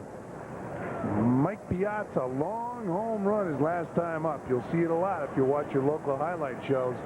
As Roger Cedeno steps in and takes a fastball for a strike. Talk about Chris Benson, how even though he's new to the major leagues, he really doesn't get flustered. Still in his ball game, his team trailing 4-1. Cedeno with a 1-0 count. He struck out and grounded to first. And he takes ball 2. 4-1 New York on top of Pittsburgh. Second game of this 3-game series. Sprague playing inside 3-0 on Cedeno. You'd like to say that Sprague is playing in on the grass, but he's not. Playing in on the turf. A couple of years, it'll be natural grass at the new PNC Park. Thankfully. There's a strike. 3-1 on Cedeno. It's going to have a fabulous view of the downtown area. Home plate.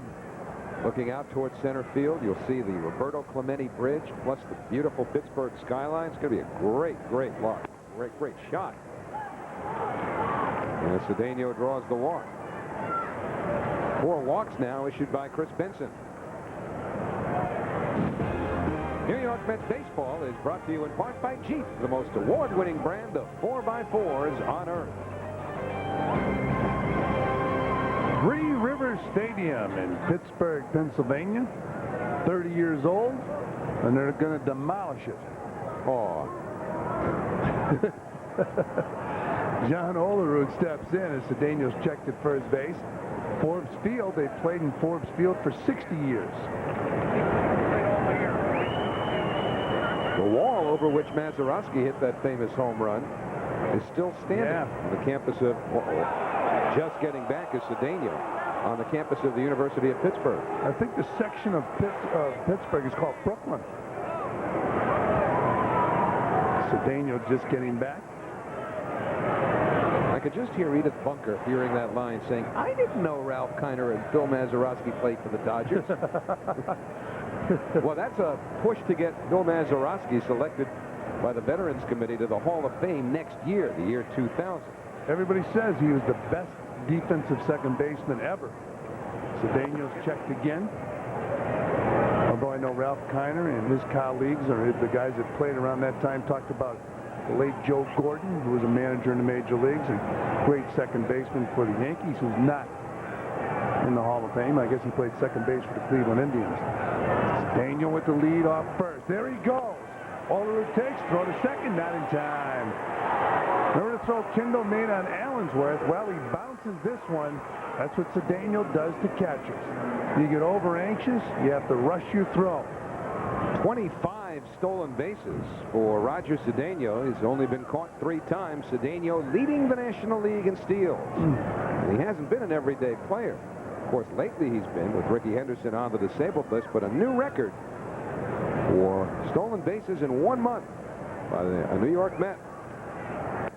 Olerud takes a strike. It's 1 ball and 1 strike. 1 man out. We're in the top of the 5th inning.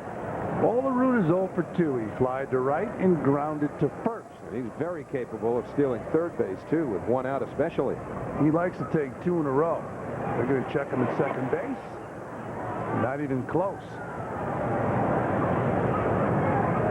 We say one out especially, but he'll run with nobody out. He'll run with 2 men out. He'll bunt 0-2. I was impressed with that in Philadelphia when he bunted on Gold Glover Scott Rowland. 1-1 on John Olerud. Breaking ball, nice scoop by Kendall. You know, Bobby Valentine was talking not long ago about why he likes the idea, or doesn't mind it at the very least, of Cedeno trying to steal third with nobody out, assuming that Alfonso's in the 2-hole. He says, well, Fonzie's such a patient hitter. He can get on. Now they've got a hold against the runner at first with Olerud, a left-hand hitter, opening up a hole on the right side. He likes to play. You only like it if he's safe. There's a strike. Well, 25 out of 28, he usually is. That's pretty good. 2 balls and 2 strikes in John Olerud. 1 man out. 4-1, New York on top of Pittsburgh. On a beautiful night in Pittsburgh compared to last night. Here's the 2-2 pitch. Pulled to the right side. Young flips to Benson. 2 down on the ground out. Cedeno goes to third.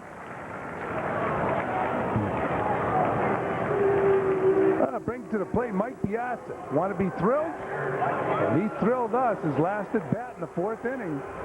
443 feet worth of thrills. He certainly knew it. And it lands in that middle deck where not many baseballs have landed here at Three Rivers Stadium. He's back to the plate. He doubled his first time up and he's homered. He takes inside. 1-0 on Mike Piazza, who has scorched Pirate pitching throughout his career. You're catching. You're calling a game. This is a young rookie pitcher. Are you going to work Piazza differently this time, even with a lefty on deck, because of the homer? Well, Piazza hits a fly ball to right field. Guillen going over and making a grab in foul territory, so Benson gets him out. Piazza now 1 for 3 in this ball game. But the Mets have the lead after 4.5. It's 4-1 New York.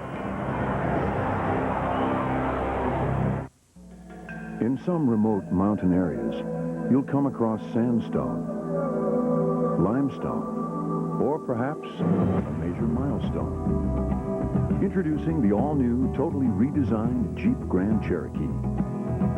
With more power, more safety, and more on- and off-road capability than ever before, it's a new milestone in sport utilities.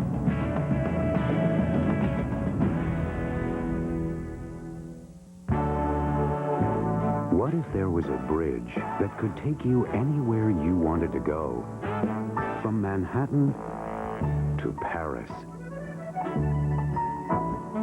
From Newark to London. Or from Brooklyn to Rio. There is such a bridge. It's called American Airlines.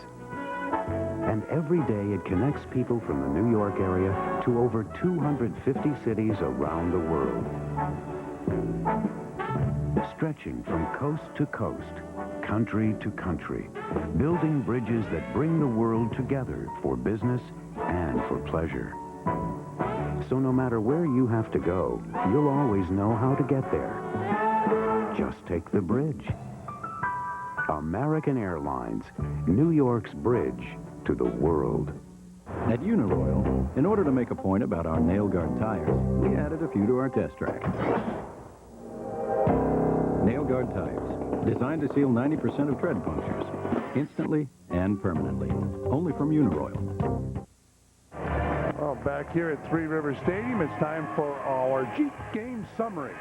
Al Martin got the Pirates off to a good start, but Mike Piazza evened that up, and then Brian McRae, a few batters later, went deep to give New York a 4-1 lead. Masato Yoshii, who's had 4 straight solid starts, working on a 5th one. He's given up only 1 run. That run coming on first pitch of the game to Al Martin. Martin hit the ball over the right field wall. It's 4-1 in favor of New York. And Mike Benjamin steps in and fouls off the first pitch. Benjamin 0 for 1 in his game, struck out his first time up. Batting .240. Masato Yoshii struggled throughout the month of April, and right there, foul ball off the bat of Mike Benjamin. He was 1-3 during the month of April, but here in May, he has the 3rd lowest earned run average in Major League Baseball, just behind Kenny Rogers and Mike Hampton. 0-2 on Benjamin. Pops it up.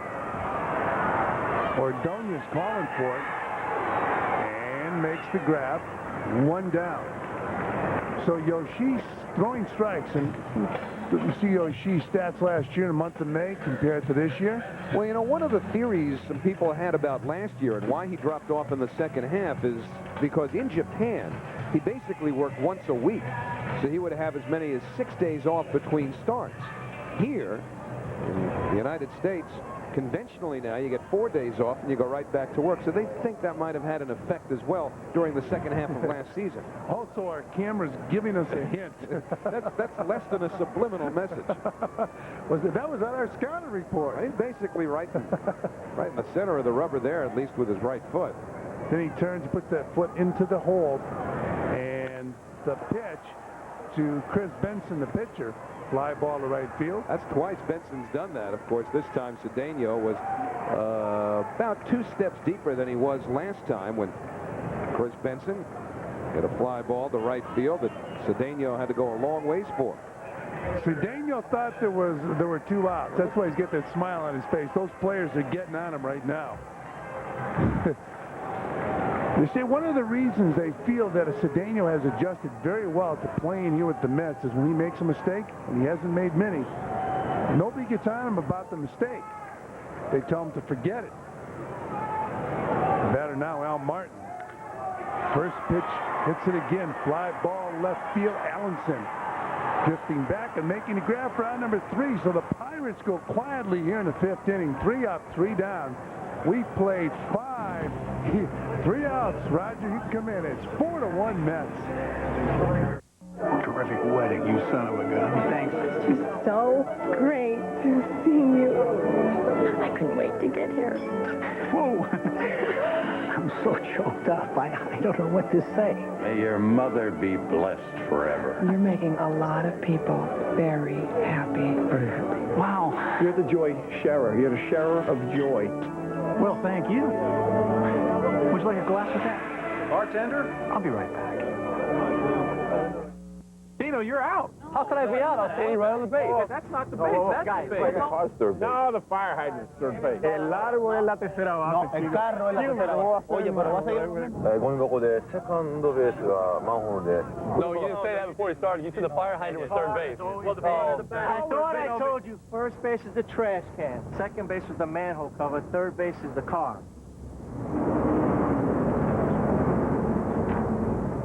Okay, third base is the fire hydrant. There's big news in the shipping business. Now there's a shipper that confirms your packages were received. A shipper that uses digital scanners, lets you check on delivery by phone or internet, and can save you up to 65% over 2-day services. Which one is it? The U.S. Postal Service. Introducing delivery confirmation for priority mail. So, now what's your priority? Shoot digital. Buy any Sony camcorder, $499 and up, and get 6 months free financing with your Sony Preferred card. That could be the next Spielman. Get digital at the Wiz. Sometimes somebody just lives where he's supposed to, right? Well, in our Coors Light Silver Bullet 6, the Mets will be hitting for James E. Rutgers from New Jersey. That makes sense. And if a Met homers this inning, James wins dinner for 2 at Metropolitan Cafe. And Robin Ventura steps in. He's 1 for 2, and he takes ball 1 from Chris Benson. Can't have a Rutgers guy living in Pennsylvania. No. He might be a relative. There's a strike. 1 ball and 1 strike on Robin Ventura, who's batting .279, 9 home runs, 39 RBIs. Benson's fastball misses outside, 2-1. 4-1, New York on top of Pittsburgh. We're in the top of the 6th inning. Mets and the Pirates, second game of this 3-game series. There's a strike.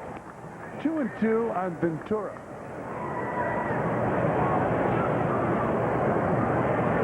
Got that right. Here it is now. The pitch to Ventura. Breaking ball swung on and missed. What out? Now let's take a look at our Delta schedule. Tell you where Holly Rose will be for the next few days. Well, we'll both be here tomorrow night. Note that change in the start time. Tonight and yesterday were 7. Tomorrow is 7:30. We'll have it for you on Fox Sports Net New York. And then the D-backs, the Arizona Diamondbacks, will visit Shea Stadium over the weekend. WB11 will have them all.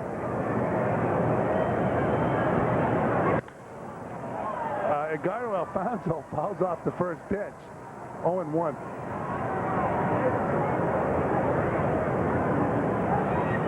Bonzi scored on the Brian McRae 3-run home run in the 4th inning. 0-1 on Alfonso. Breaking ball misses up high. 1 ball and 1 strike. Alfonso batting .303 right now.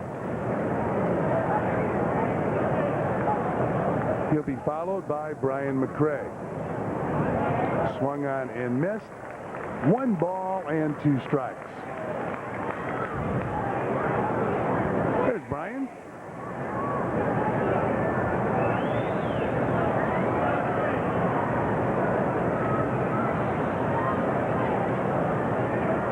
And the 1-2 pitch.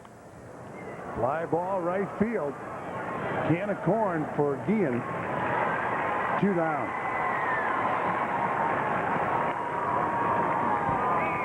So 2 men are out. Now Chris Benson will take on Brian McRae, who has a 3-run home run in this game. He's 1 for 2. A home run coming with 1 out in the 4th inning. Piazza had homered, then a single, a walk, and this long ball by McRae. And not much question about this one either. There's a base hit. McRae's 2nd hit of the game.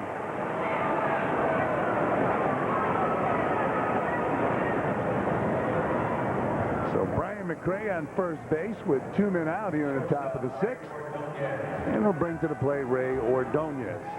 Ordonez struck out and grounded out. McRae with the ability to steal a base. He steals, he gets into scoring position for Ray Ordonez. Ordonez will be followed by Masato Yoshi. Benson checks McCray. You just tuned in. McCray with a 3-run home run. Mike Piazza with a solo shot. Accounting for all 4 runs. Pirates' run came on a home run off the bat of Al Martin, leading off the game. In the dirt, nice scoop by Jason Kendall. 1-0. Ordonez with 10 RBIs so far this year.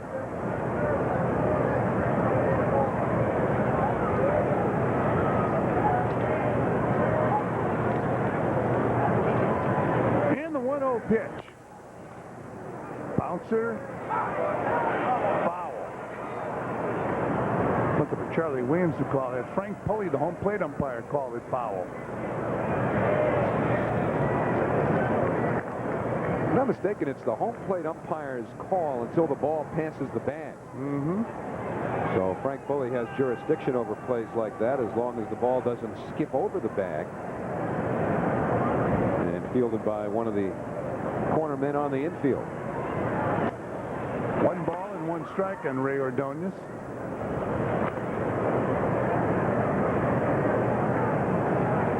The Braves playing in Milwaukee tonight. They're in the first inning, no score. Tom Glavine had a tough night last night against the Milwaukee Brewers. McCray with the lead.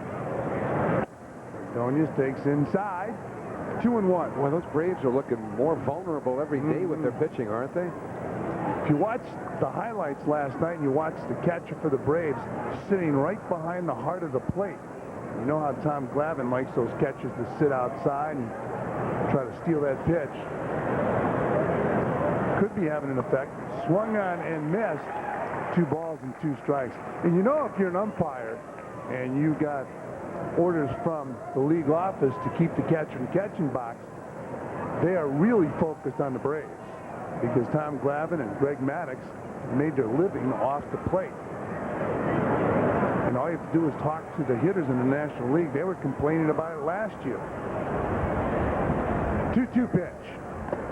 Nice scoop again by Kendall. They want to make their plans now. The Braves will be at Shea Stadium the first weekend in July. Friday the 2nd, Saturday the 3rd, and Sunday night, July 4th.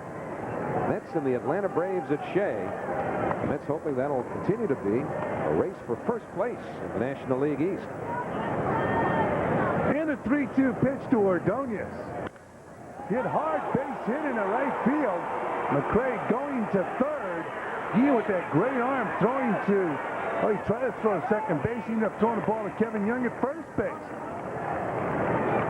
How about that for a throw? I don't know if he was going to try to fake to second to make McCray think he had a chance to come around and score.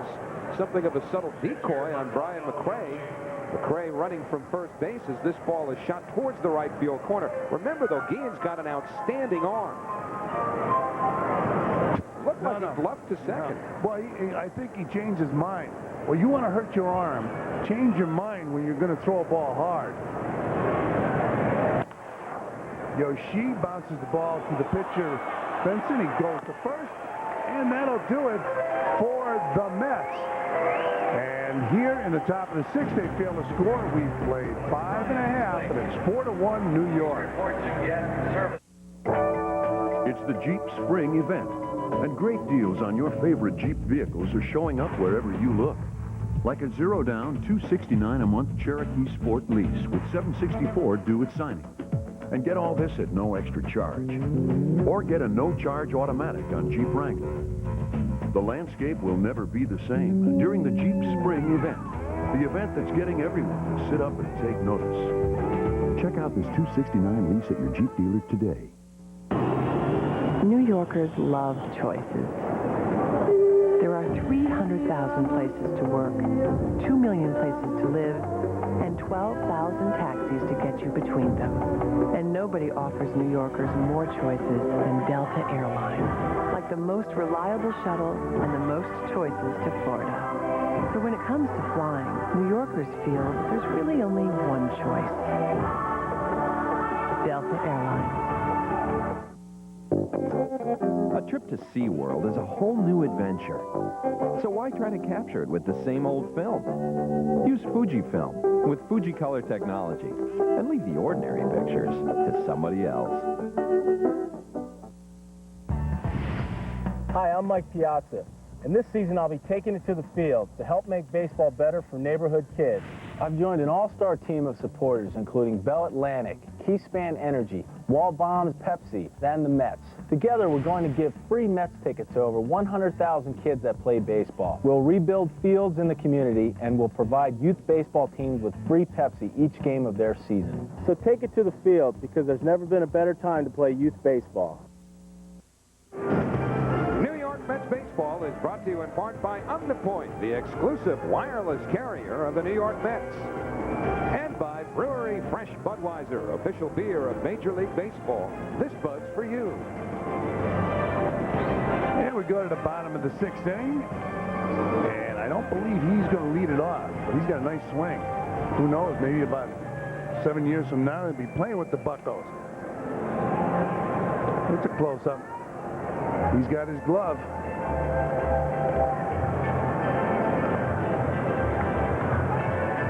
He's ready in every aspect.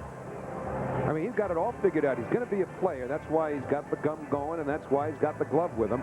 But he knows where the lens is, so that when his career's over, he can make that quick transition to the booth. Moves right in.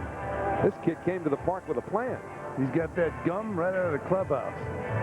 Put that camera on me. That's his agent. He's covering his mouth. Everybody covers their mouth when they're talking these days. Clean for a day.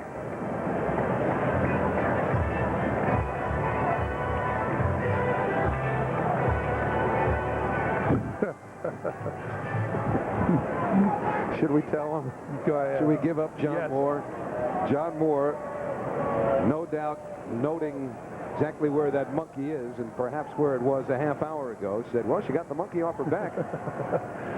That's M-O-O-R-E, our director. And Warren Morris, M-O-R-R-I-S, is the batter. He hits a fly ball left field. 1 down. So 1 out as Yoshi continues to cruise. They'll now take on Brian Giles. Giles flied to right and doubled to left. He'll be followed by Kevin Young. Bottom of the 6th inning, 4-1 New York.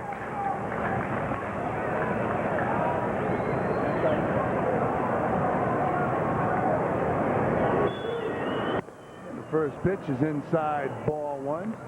Giles flied to right in the first and doubled in the 4th. He's got a lot of power. He's got 12 home runs so far this year. He's driven in 34. Batting close to 290. There's the splitter. Yeah, they got him from Cleveland in exchange for a highly sought-after left-handed reliever, Ricardo Rincon.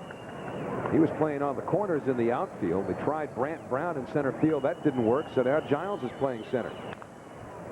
Another splitter. 1 and 2 as we take a look at Giles' hot zone. Likes that ball over the middle of the plate. Well, who doesn't? Up and down. That's a good point. That's why pitchers make a pretty good living if they live in the corners like Lavin and Maddox. Sometimes off the corner. And the 1-2 pitch to Giles. He gets jammed, he pops it up. Easy play for Alfonso. 2 down. So the Mets look comfortable tonight. Of course, you look comfortable when you have a 3-run lead. And Masato Yoshi making it uncomfortable for Brian Giles. As Yoshi gets in on his hands, he's unable to extend and just hits a weak pop-up to the right side. So that will bring to the plate Kevin Young, who was hit by a pitch, and he struck out. Swung on and missed by Young. 0-1. Pirates scored 1 in the bottom of the 1st. Mets came back with 4 in the top of the 4th. Mets have 6 hits. Pirates have 3. You're watching the 2nd game of this 3-game series. Kevin Young fouls off the pitch.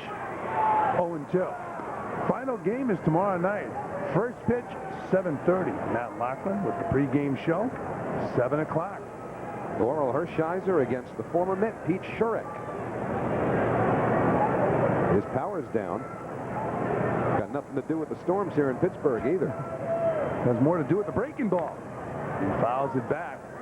0-2 on Kevin Young. That'll knock some lights out. A great line about kids riding home when he goes to spring training. I'm coming home, they're throwing the breaking ball. So make sure to join Matt Loughlin. The Geico Mets on deck at 7. Down low. 1 ball and 2 strikes on Kevin Young. And the Mets be home this week, and those Diamondbacks from Phoenix, Arizona will be in town with Matt Williams leading the charge. Bobby Bonilla eligible to come off the disabled list. And Young hits a high fly ball to left field. Allensworth drifting over and making a grab for out number 3. So we played 6 complete here in Pittsburgh. The Mets have a comfortable lead. It's 4-1 New York.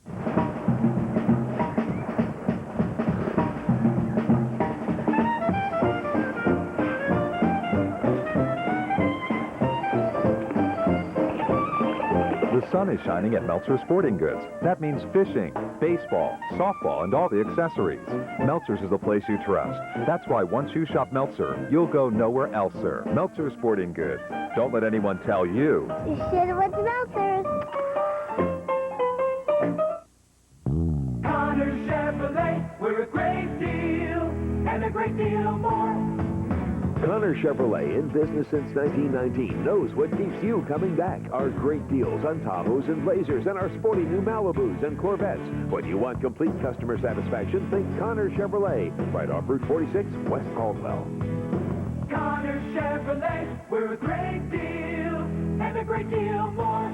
A great deal and a great deal more. Sometimes doing the simple things can be difficult. No one should live with chronic pain or pain due to injury. The Pain Control Center at St. Mary's Hospital is here to help. They use many methods to treat and alleviate pain from arthritis, neck, arm, and shoulder, including whiplash injury, back pain, and more. Because no one should live with pain when help is available. The Pain Control Center at St. Mary's Hospital, 211 Pennington Avenue in Passaic. Sports News this morning at 6. Fox Sports Net brings you more great PGA Tour action. This week, the big boys on the big tour crank it up from the TPC at Avenel. The Kemper Open live Thursday and Friday at 4 on Fox Sports Net. Well, Sunday Knicks playoff coverage continues on MSG Network, and immediately following Game 1 of the Knicks and Pacers, tune to MSG for the Tri-State Lincoln Mercury Knicks postgame show.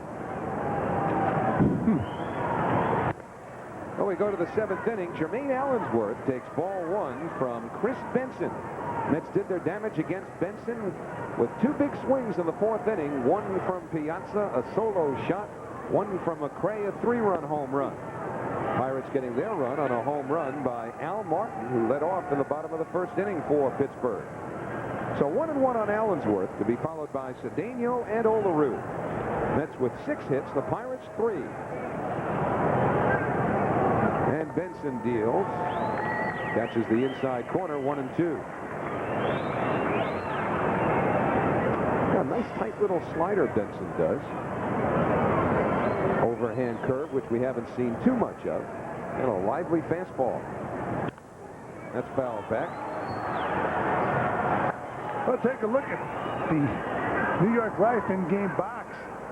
And Allensworth 0 for 2. Alfonso 2 walks. McRae 2 for 3.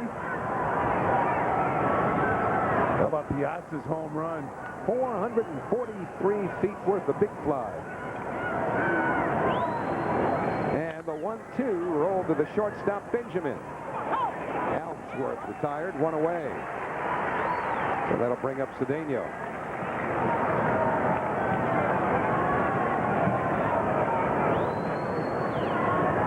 So some encouraging signs tonight, even with that big inning for Chris Benson, but some real encouraging stuff lately by Masato Yoshii. Let's face it, the only people that believed in Masato Yoshii were the Mets after April. Everybody else felt he should not be in the starting rotation. He's limited the Pirates to 3 runs, including 3 hits and 1 run over 6 innings. Including at least one of the broadcasters in this booth. Which one would that be? Me. Oh. Now, are you there? You were there. Yeah, I heard you, but I ignored you. I was waving the flag for you all along. Right. Can't knock guys out of the rotation in April. Nobody following the Mets wanted to see Yoshi stay in the rotation. He stayed in. He's pitched well. You got to tip your cap to Masato Yoshi because it didn't look good for him in April. But Howie was with him. Winter time. he was 0-6 for Giannis. Yeah, those days are over. The 1-1 pitch off the outside corner. 2 balls, 1 strike. Cedeno struck out, grounded out, drew a walk, stole a base in the 5th inning. I think in sports today there's more of a knee-jerk reaction than ever before. The grace period for success and failure used to be a lot longer. Oh, it's not there at all. No. If the expectations are high enough. 2 balls, 2 strikes as he swings through the heater. But I think even on high expectations years ago, there was a grace period. Now the grace period is 24 hours. If that much. That's what I was going to differentiate it. You started it with talk radio. Cedeno went for a high pitch and lined it into center field. So Roger Cedeno with his first hit. And we'll see if he looks to increase his league-leading stolen base total here. John Olerud's coming up. That's Chris Benson. You hit it on the nose, how he's looked good tonight. Gene Lamont's got to love what he's seeing from this young right-hander, although the Pirates are trailing 4-1 right now. We talked about Benson being a #1 pick overall in the country. Well, he won his major league debut this year. You know, only one other #1 overall won his first start in the majors, and you might have hit against him as Olerud takes strike 1. I was in that game. I caught that game. Oh, that was you, Royals, David Clyde. Yeah, we played him in Texas. The place was packed. 18-year-old high school kid. They threw him right into the starting rotation, which was a disservice. Well, I understand what you mean. You got to really, you know what you don't, you really don't have a grasp of when you sign somebody, what's inside, the intangibles. As you see Scott Sauerbeck. What a job he did last night. He pitched very well. Cedeno running, and Olerud shoots it through the hole. Cedeno on his way to third. A perfectly executed hit and run, and the Mets have runners at the corners with 1 man out here in the 7th. 1 man out here in the 7th, and Mike Piazza will be the batter. You see Cedeno, that was not a hit and run. That was a straight steal. And the hole's open, and Olerud puts it in the hole. Cedeno busted off of first base like he wanted to steal a base. When you see a hit and run on, the runner is running and occasionally will peek back at the hitter to see where the ball's hit. When it's a straight steal, the runner either will bust towards the next base with his head down, or at least one look at the hitter. So runners at the corners, and here's Mike Piazza. Piazza 2 out of 3, a double and a long home run. We talked about Piazza's swing before. When he makes good contact, he has a lift to his swing. That's where he gets a high fly ball. Breaking ball, he lays off 1-0. Oh, they say he went around. He did go around. You know what? Right now he looks a little bit over anxious at the plate. He wants to hit the ball a little bit further than the first home run. So they flip the count on the Fox box. It's now no balls, 1 strike. Scoreboard here still has 1-0. Well, fouled back to the screen. Good swing right there. Take a look at the first base umpire in a check swing. he said don't swing. And they called it a strike. Well, the scoreboard here says 1-1. The indication from Frank Pulley was that he went around. Yeah. So we assume it's 0-2. They want it away. And Piazza bounces it to third. Trouble getting out of the glove. They only get 1, and that allows a run to score. So Sprague had to reach in there twice, and by the time he came up with it, his only play was to second. How about John Olerud with the hard slide into second base? Easy score for Cedeno. You're not going to get him. So they wanted to go around the horn 5-4-3, and the throw went to the second baseman Morris, and Olerud with a late slide going right over the base, taking Morris out of any play. He couldn't get out of his glove to begin with, but watch Olerud going down to second base. Here's Sprague. He had trouble getting out of his glove, and Olerud going in with a hard slide. So 5-1 New York as Robin Ventura fouls the first pitch back. Ventura 1 out of 3. Came around to score on McRae's home run.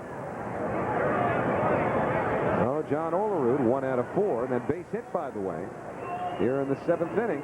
Extending his streak, if you will, to having been on base in every game he started.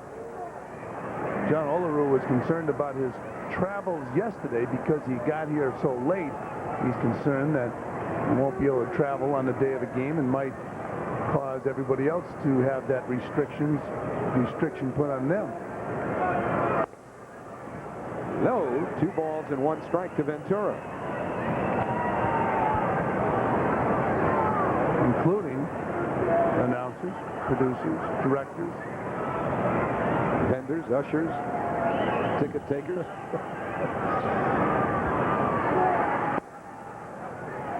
Ball 3. It was a good shot right there. And what Ventura was doing was just practicing a smooth stride.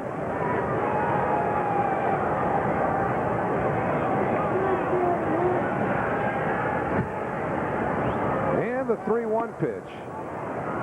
Inside for ball 4. Well, that'll get Piazza down to second and bring Gene Lamont out of the dugout. And perhaps Chris Benson will leave the game, and he will. That's a former Met, Brad Klontz, who's going to make his way in from the Pittsburgh bullpen. And Gene Lamont, I'm sure, doesn't want Chris Benson to be losing his confidence. He wants to get him out of this ball game before the Mets break it open. Right now, it's 5-1 with 2 runners on the bases. Brad Klontz will answer the Omnipoint call to the bullpen. Sit down, kid. To make it here at Omnipoint, remember this. With custom-tailored wireless, the customers get what they want. Now repeat after me. They can get any phone. They can get any phone. Get any minute plan. Get any minute plan. Get free features. Get free features. Very good. Here's a cracker. Get an Ericsson digital PCS phone for just $49.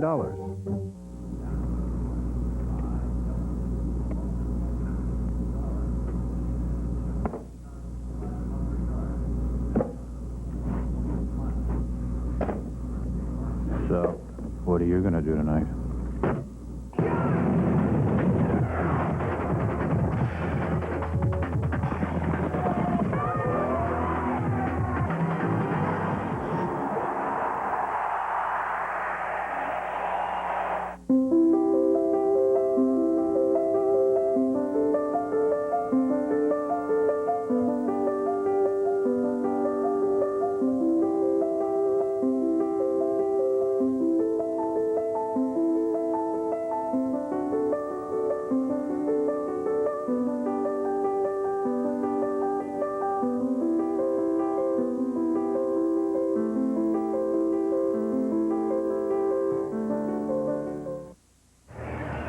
You can get Mets tickets and official Mets merchandise at any of the Mets clubhouse shops. Mets clubhouse shops are located at the Roosevelt Field Mall in Garden City, at the Menlo Park Mall in Edison. But make sure to stop by the new flagship store. That's at 143 East 54th Street, off of Lexington Avenue in Manhattan. Vote early and vote often. Probably punching out some buckos. Oh, absolutely. One of the elements of that All-Star Game ballot is Brad Klontz. The new pitcher throws a slider to Alfonso. A lot of fans like to punch out their hometown favorites. And Brad Klontz has pitched very, very well as a member of this Pirates bullpen. He went to spring training with the Boston Red Sox. The 1-0 pitch to Alfonso, taken for a strike. And then towards the end of spring training, he signed a minor league contract. In fact, it was after the season started, Klontz signed the minor league contract after the Red Sox let him go. And when Rich Loisel went on the disabled list earlier this month, Klontz came up. 2-1, and his problem has been control. Klontz has only worked 10 2/3 innings, but he's walked 8. Mets got him from the Atlanta Braves. And Alfonso went around. He's got that funky delivery, which I'm sure at times is difficult on his control because it's difficult to have a consistent release point.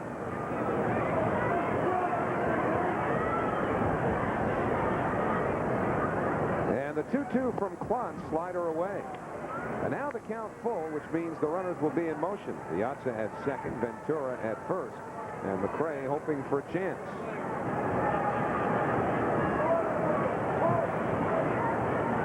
Mets with a 5-1 lead. 2 outs in the 7th. The runners go. Alfonso hits it in the air. Short left field. Out goes Benjamin, the shortstop, and the side retired. The Mets tack one on. There were 2 hits. They leave 2. It's time to stretch here at Three Rivers Stadium in Pittsburgh. 5-1 New York.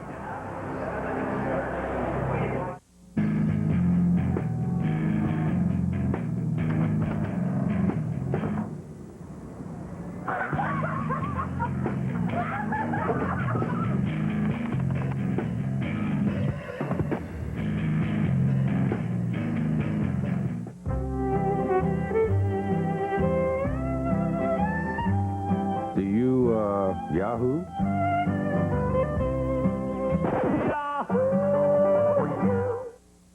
America has made the Mitsubishi Eclipse the best-selling import brand sports coupe for the last decade. We just thought it was time we paid you back. Introducing the 99 10th Anniversary Eclipse GS. 16-inch OZ racing wheels, turbo spoiler, and much more. And for a limited time, a $1,000 value package savings plus a $1,500 manufacturer's rebate. It's just Mitsubishi's way of saying Mitsubishi's Everybody Wins event. Hurry in for the best deals of the year. Sit down, kid. To make it here at OmniPoint, remember this. With custom-tailored wireless, the customers get what they want. Now repeat after me. They can get any phone. They can get any phone. Get any minute plan. Get any minute plan. Get free features. Get free features. Very good. Here's a cracker. Get an Ericsson Digital PCS phone for just $49. Shoot Digital. Buy any Sony camcorder, $499 and up, and get 6 months free financing with your Sony Preferred card. I could be the next Spielman. Get Digital at the Wiz. Fox Sports News comes your way tonight on Fox Sports Net New York. You'll get the latest from the NBA and the Stanley Cup playoffs, plus a full recap of Major League Baseball and much more, all on Fox Sports News. Coming up tonight after the Mets and the Pirates, right here on Fox Sports Net New York. 5-1 Mets. Masato Yoshii has allowed only 3 hits through 6 innings. The only run coming on a home run by Al Martin, leading off the last of the first inning.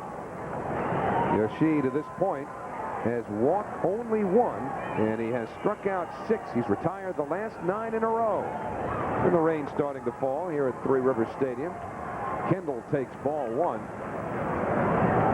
First time we've had any precipitation since the start of the game today. Kendall second in the league in on-base percentage, second to John Olerud. They hit him leadoff earlier this year. Last time he led off a game was the last day of April. So he hit leadoff 15 times, but he's been in the 5-hole ever since. That's on the outside corner. 2 balls and 1 strike to the Pirate catcher. Yoshii is not allowed to hit to Kendall going back to last season in 7 official at-bats. Until now. Right through the middle, and Kendall has led off the Pittsburgh 7th with a single.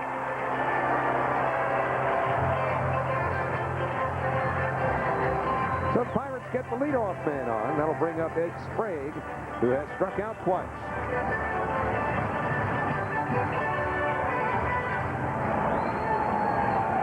So Bobby Valentine and Bob Apodaca starting to discuss some options as we get to the 7th inning. Oh, no action or no movement down in the Met bullpen. Yoshii has gone 7 innings twice this year in his first start and his most recent one. Nick is the place where only kids win. Let alone thrown a complete game. Let's do not have a complete game. Swing and a miss by Sprague, 0-1. Yeah, in-game box score.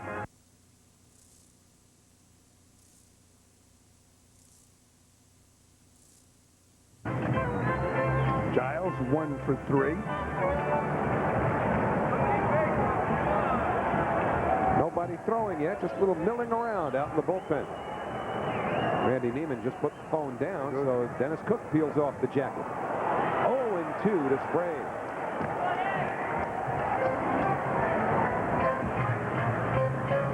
So Dennis Cook worked in last night's game. May very well find himself in this one.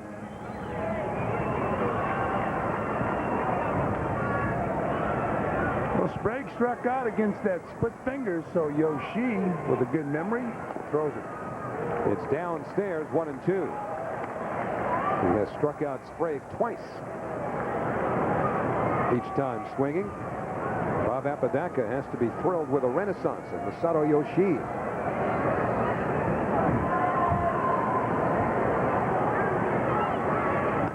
Another split. Piazza has to keep this one in front of him. So 2 balls, 2 strikes on Ed Sprague. Sprague also knows he struck out against that splitter. But it's so tough to lay off because the drop and the break is so tantalizingly late. Yeah, Yoshi setting hitters up with the splitter, and occasionally he'll set you up with the splitter and throw a fastball. It's like pitching backwards. You know what? If you can pitch backwards and get your pitches open, you can be very successful. Difficult to do that. He did it to Jose Guillen in the 4th inning. 2 splitters and a fastball on an 0-2 count. And the 2-2 pitch inside. So the count full now to Ed Sprague with Kendall at first. Nobody out here in the Pittsburgh 7th. Mets leading 5-1.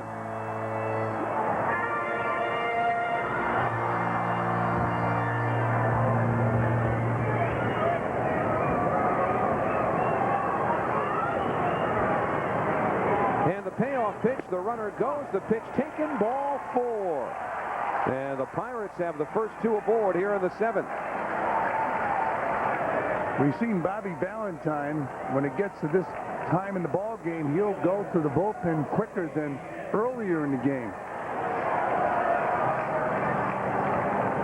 Bob Apodaca looking on.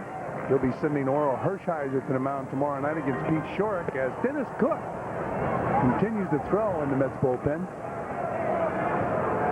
Jose Guillen, a right-hand batter next. So Yoshi, not a bad pitch count at all. Pretty economical here in the 7th inning. He's got Guillen on a ground ball double play, and he also struck him out looking. Well, he's a ground ball away from staying in this ball game. He gets another ground ball double play. Struck him out looking on a fastball. There's the heater. Came up and in, and Guillen fouled it off. Now he's primed for that splitter. Home plate umpire Frank Pulley took that foul tip. You throw a fastball. If you throw the hitters hard stuff up there and they don't get around, you see that ball hit off of Pulley's mask. If they don't get around, all of a sudden they start their swings too soon, and you know that pulling off the ball, that's what happens. You can put a hitter in a slump by pitching him in, especially if he fouls pitches off and he's slow with his bat. Then he'll start too soon and he'll pull off the ball. The 0-1 taken low. So the count even on Jose Guillen. He's thrown him 2 fastballs. Last time up he threw him 2 splitters and then struck him out with a fastball, froze him. She's gotten him out all 9 times that he's faced him going back to last year. And the 1-1 pitch. Inside. 3 fastballs.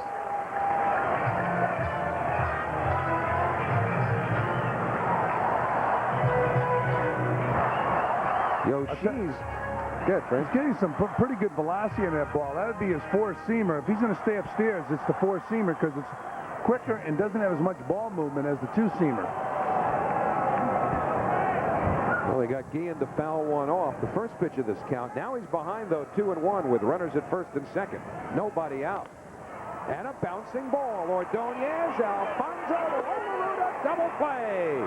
For the second time tonight, Masato Yoshii throws a ground ball to Jose Guillen. The Mets turn 2. That's the ground ball that's going to keep him in the ball game unless Bobby takes him out next inning.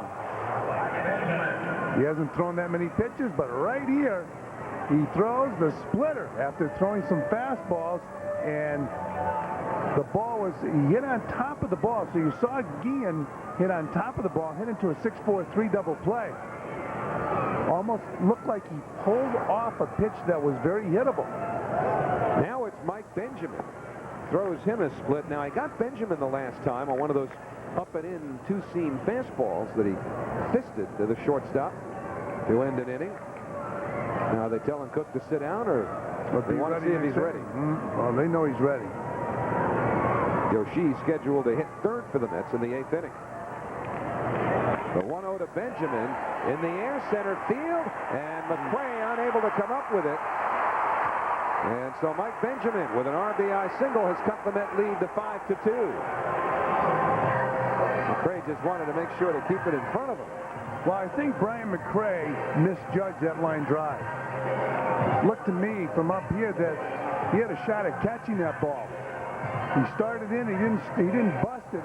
He wasn't sure whether or not he could catch it. See this?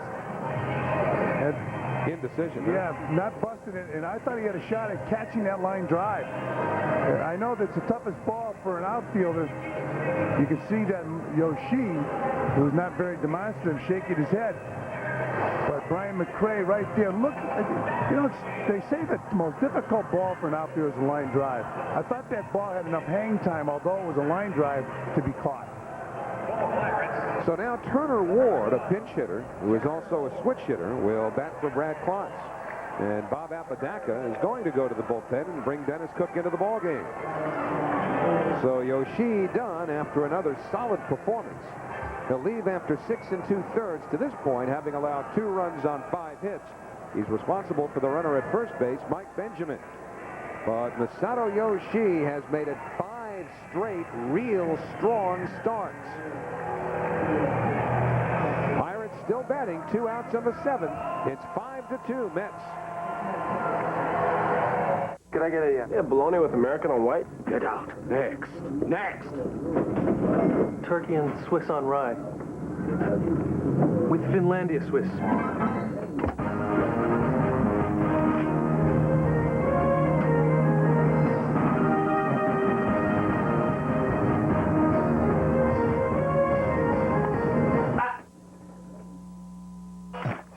Finlandia Swiss cheese, a cut above. A transmission problem. It's not what you'd wanted, but when your local AMCO dealer fixes it, he can back it coast to coast with the best warranty and coverage in the business. 1 year unlimited mileage, 3 year 50,000 mile, or lifetime. So what does the offer of an AMCO lifetime warranty mean? It means the experts at AMCO stand behind their work. Not just for today, but for as long as you own your car. Call 1-800-GO-AMCO, AA-MCO. They have substance, integrity. They're the individual pieces that contribute to a greater good, making lives less worrisome, futures more secure.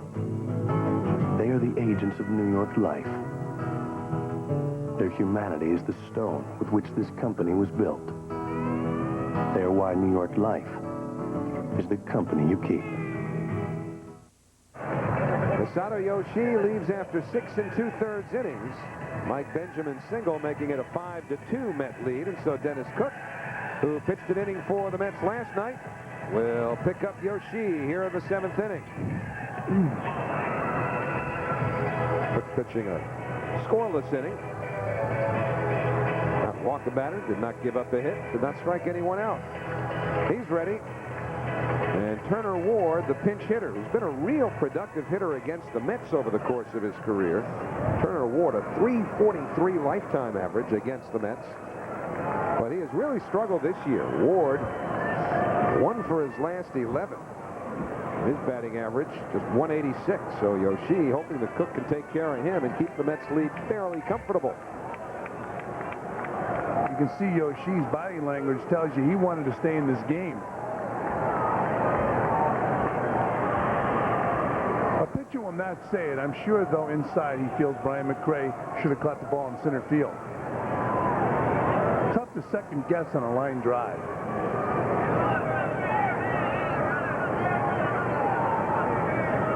And Cook's first delivery inside, 1-0. Funny, pitchers won't say it to anybody but the pitching coach. Because they can commiserate. But it's their little secret. That's right. They sympathize. But if the pitching coach has to carry it to the manager, he will.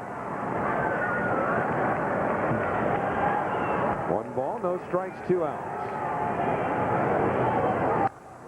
Foul back to the screen, 1-1.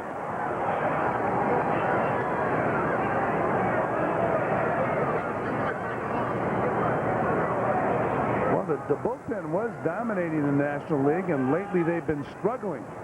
They've allowed those 5 home runs in their last 7 games. And they've all been busy. Turk Wendell, for example, who pitched last night, has been in 25 games. Just one off the league lead in that department. In the air, left field, in comes Allensworth, and the side retired. So Cook gets the pinch hitter Turner Ward. The Pirates settle for 1.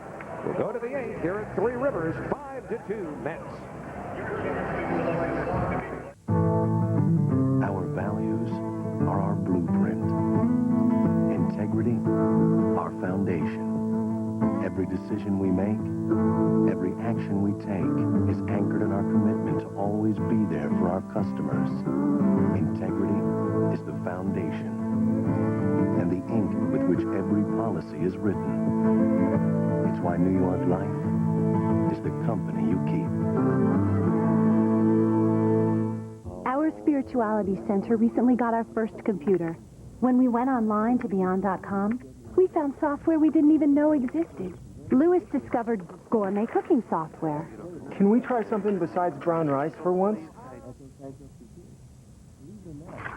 And Ivy found personal finance software. My tech fund just scored. I am so out of here. Beyond.com has enriched all of our lives. I'll kill you all!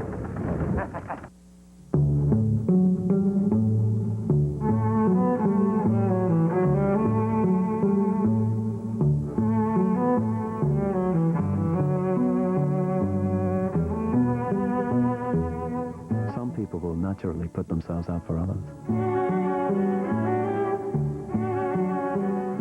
Which is why one day, we hope that Rebecca's favorite job will be with the world's favorite airline.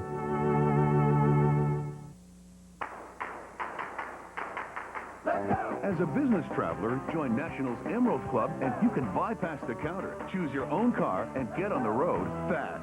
So what are you waiting for? Let's go. National Car Rental. Mets baseball is brought to you in part by New York Life. Integrity, humanity, and strength are what make New York Life the company you keep. All bundled up. And it would be presumptuous to say enjoying her first big league game, because we don't know that. But Mom gives you the look that she's been here before. Mets leading the Pirates 5-2 as we go to the 8th inning, and Bobby Valentine now out to have a word with the home plate up Frank Pulley. Only guesswork. I have no idea what this is about. Well, in last night's ball game, I was talking to Bobby before the game. Remember, if you were watching the game, how the pitcher wanted to change balls, and without calling timeout, he just flipped the ball into Jason Kendall, who had his head down, and the home plate umpire had his head down. The ball goes back to the backstop. So Bobby's on his way out to say, wait a minute, nobody called time. The run should score. And the second base umpire threw up his hand and said, I called time. So he protected a colleague. But that was a wild scene last night. The ball almost hit Jason Kendall in the head. Gene Lamont looking on. Yeah, we got a pinch hitter coming out. Vinny Agbayani. Well, Brian McRae was scheduled up for the Mets. Now, remember, he's had that cranky ankle. And McRae got caught in between on that line drive. I don't know if he might have aggravated the ankle. Well, you can on this artificial turf, especially if you wear the spikes or the cleats on this stuff. You can really do a job on your ankle. Brian McRae is out of the ball game. That ball falling in last inning. Mark Wilkins, the new pitcher for Pittsburgh, and Benny Agbayani, the pinch hitter, takes ball 1. So it's the bottom third of the Mets order. Here in the 8th inning, Agbayani to be followed by Ray Ordonez, and in all likelihood, a pinch hitter for Dennis Cook. That's fouled. 1 ball, 1 strike. Mets are getting Armando Benitez up in their bullpen, so it certainly looks as though Dennis Cook will be gone after having pitched to 1 batter. Ray Ordonez on deck. So Benitez getting loose. So are the shoelaces of Benny Agbayani.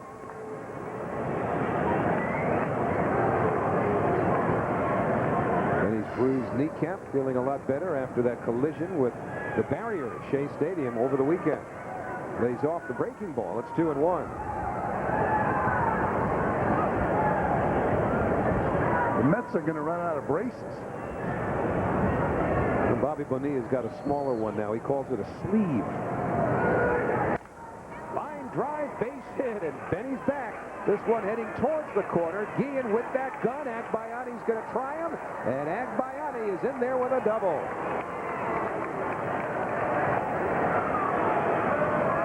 So he had a couple of days off, and he's got the stroke going again, doesn't he? The stroke, his legs are in good shape. I mean, he was flying around the bases. He had a line drive in the right field. He uses the whole field, and he can hit the ball over the wall any place in the ballpark. Watch him run. Is he healthy? He's healthy. The big fellow going around first base and busting it towards second, respecting Guillen's arm, and sliding in with the double. So now you got Ray Ordonez. You need this run. You need a little bigger cushion, so Ordonez should be moving the runner along. Best way for him to do it is to bunt it. The Mets are going to hit for Cook anyway, so more of a chance for Ordonez to sacrifice, but he pulls the bunt back here. It's 1-0. I think if Ray historically had shown Bobby Valentine and Tom Robson that in a situation like this, he could hit the ball the other way, they would prefer that. But he hasn't shown that, and recently he's been cold with his bat, so it looks like they're going to ask him to bunt the runner along. Hold it back again. It's 2-0. Well, now you get a 2-0 count. Do you change your mind if you're the manager? You're going to get a pitch to hit.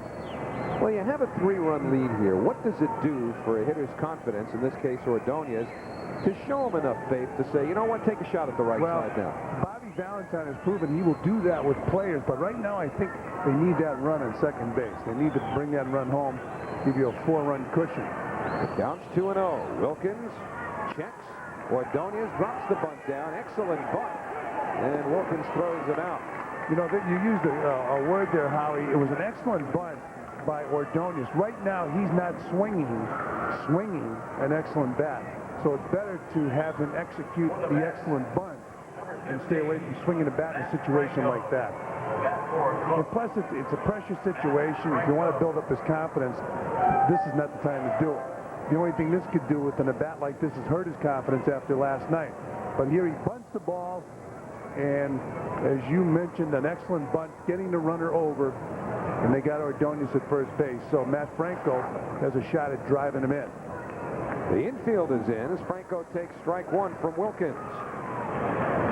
So the Pirates forced to play the infield up, which is doubly difficult on the artificial turf, given the way the ball skips through so quickly. The big thing Matt Franco wants to think now is fly ball to the outfield. Even though the infield's in, you want to get it to the outfield where you can drive in that run. That's a strike, 0-2. Franco 5 out of 19 as a pinch hitter this year. Ordonez did his job, and now the Mets trying to push an extra insurance run across. But it's 0-2 to Franco with 1 out.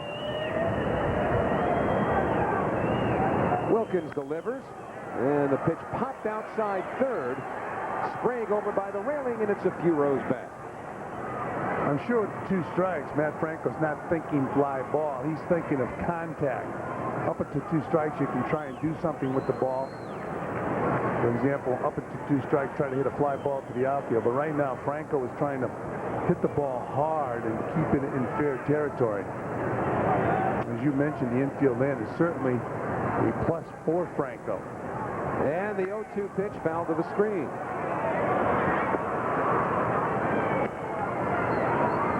So Mark Wilkins, in his 4th year with the Pirates, trying to get Matt Franco here.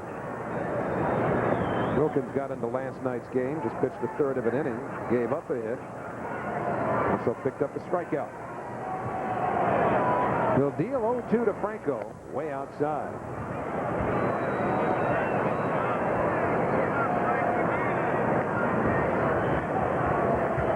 And the left-hander who was so impressive last night, the former Met farmhand, Scott Sauerbeck. He got 2 key strikeouts in last night's game. The guy he struck out, Jermaine Allensworth, is on deck. Well, it'd be interesting to see how he pitches him if he comes in this game to pitch to Allensworth. And the 1-2 pitch off the outside corner. Last night he faced Allensworth and threw him nothing but breaking balls. Yeah, I would be surprised if Allensworth came up in a situation where he could hurt the Pirates and he didn't see breaking balls after last night. And the 2-2 to Franco. Line drive, deep right field. Guillen for a look. It's gone! A tracer of a home run from Matt Franco. A pinch home run for Franco, and the Mets now lead it 7-2. Well, with 2 strikes, he wanted to get it up in the air, and boy, did he get it up in the air. And then that ball got out of here in a shot. I know Jose Guillen was impressed. He stood there for a moment or two, watching the ball go over the wall and kept staring as the ball was out of sight. So good pinch hitting by Matt Franco. It's turned into quite a pinch hitter. And the Mets open up a 5-run lead at 7-2. Wilkins facing Allensworth. No balls and 1 strike to Jermaine. Threw him the breaking ball. Wilkins watched the game last night at all. He's got to throw Allensworth breaking balls. Allensworth's got breaking balls all night from a left-hander. There's a fastball inside. Hit him! So they were going to set him up, throw him inside bad, and then throw him a breaking ball. They threw it bad enough where they hit him. So Allensworth becomes a base runner. Smokey Burgess made his name here in Pittsburgh as a great pinch hitter. Well, Matt Franco goes out and hits his ball up in the air and over the wall. That's how Smokey Burgess is to swing that bat. Big swing with 2 strikes, and Matt Franco hits a 2-run dinger. Watch Guillen. Is he coming back? His only hope was hitting the top of the fence. A strike to Roger Cedeno. He thought the ball was going to come back up over the fence and out to him. Tom Robson has to be happy. Oh, that's going to tell him I did it this way.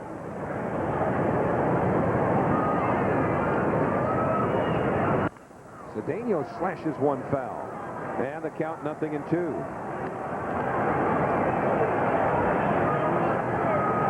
Well, you see a hitting instructor, always taught. This guy here knows how to swing the bat. He does a lot of work with these players video-wise, also in the batting cage, indoor and outdoor batting cage. Cedeno with a ground ball off the glove of the pitcher. They get the force at second, and that's it. Wilkins got just a piece of it. Now Cedeno aboard with 2 out. Matt Franco continues to savor his home run. Toughest thing to do in baseball, pinch hit. I mentioned a guy who did it very well here in Pittsburgh, Smokey Burgess. He was a guy who was portly, built in a portly fashion, would go up to the plate, do some ripping. And Gene Lamont has to be impressed with Matt Franco's pinch hit home run. The batter, Cedeno, on first base. He's already stolen 1 base tonight. There he goes again. Pitch taken for a strike, no throw. You got to give him a stolen base. You can't rule that indifference. Well, the shortstop went to cover. If you're covering the bag, you can't call it indifference, can you? No, it's a 7-2 ball game. If you don't, you got to try to throw him out. If you don't think you can throw him out, hold on to the ball, but you can't penalize the base runner. We got to talk to Bill Shannon. It is a stolen base. It's a stolen base, and we got to talk to Mr. Shannon, who we have a great deal of respect for, and is an official scorer in New York, along with Red Foley, 2 of the best in business. But Big Bill was wrong the other day. So 26 stolen bases now for Cedeno. But I mean, if an infielder goes to cover the bag, you can't call it indifference. I don't think. I mean, there's no common sense involved there. It was called indifference the other day. And the 1-1 to Olerud. He lays off the breaking ball. If everybody on the infield, especially when you've got the first baseman playing back in a situation where you're giving the base runner second base, but you wouldn't shows no interest whatsoever in making a play on the runner, then you have indifference. But you wouldn't just give the base to the runner in this case.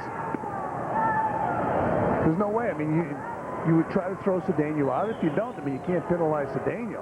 That's why they gave him his 26th stolen base. And again, Mr. Shannon in New York is a man of great integrity. You think you can buy him? I hope so. And the 3-1 outside. So Olerud draws a walk, and Mike Piazza will hit. So Wilkins has had a rough inning here. Well, let's take a look at as Pete Vukovich jogs out to the mound. He'd rather be in a car driving a Dodge. But Vukovich is on his way out to the mound. And Mike Piazza will be the hitter. It's 7-2, 2 runs in this game. And the left-hander is ready to come in. The keys are in the ignition. Somebody started the car. And Mike Piazza drove it earlier in the game. He drove that ball a long way. He's got that stroke tonight.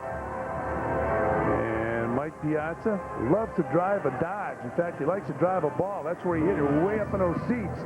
It's our Dodge drive of the game. Mike Piazza lifting that ball. Once he makes contact, he lifts it. And he lifted it well over 400 feet from home plate. That's our Dodge drive of the game. And Mike Piazza did it. Those are the best souvenirs, too, the uncontested ones. You got the whole section to yourself. So Piazza 2 out of 4 tonight, including that long ball. And Wilkins misses outside, 1-0. Piazza now with 9 home runs, 28 runs batted in. He is the 7th man to bat here in the 8th inning. 2 of them have scored. And the fastball misses high, 2-0. Now here's a good situation for Piazza. He should get a fastball. We talked about that lift. When he hits it, and he hits it right, at the end of his swing, there's a lift to it. 2 balls, 1 strike now.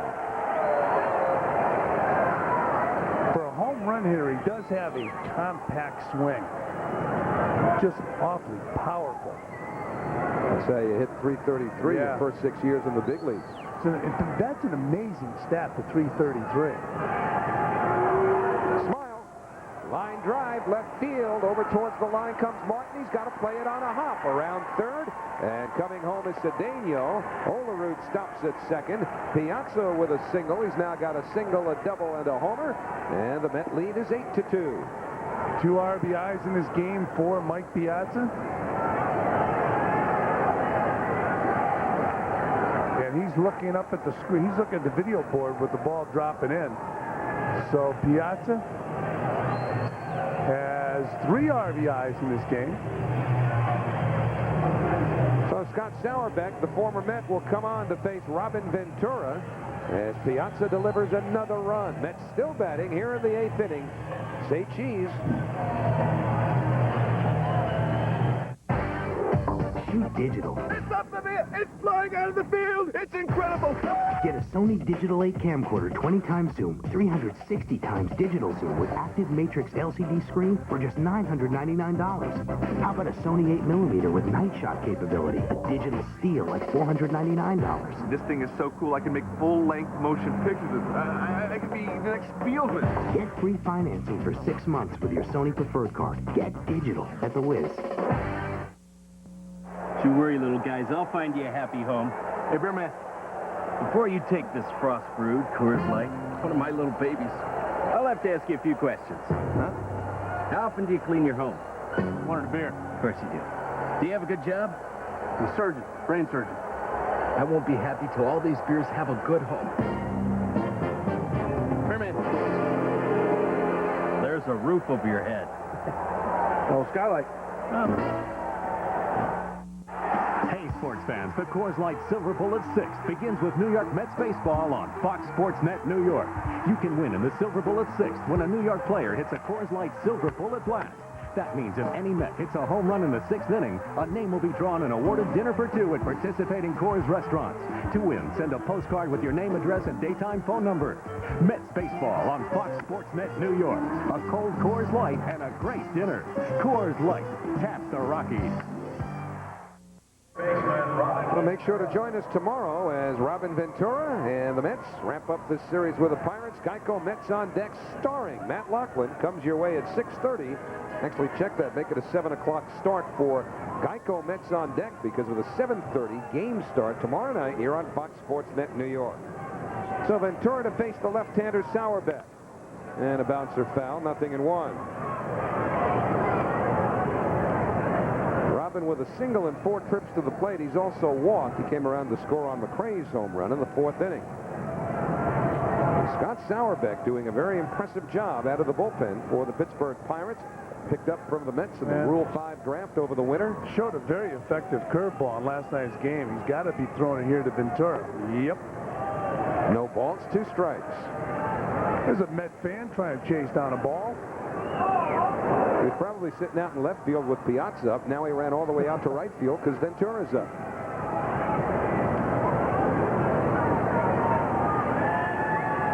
And the 0-2 pitch off the plate away. So he threw him a fastball. See if he comes back with that breaking ball.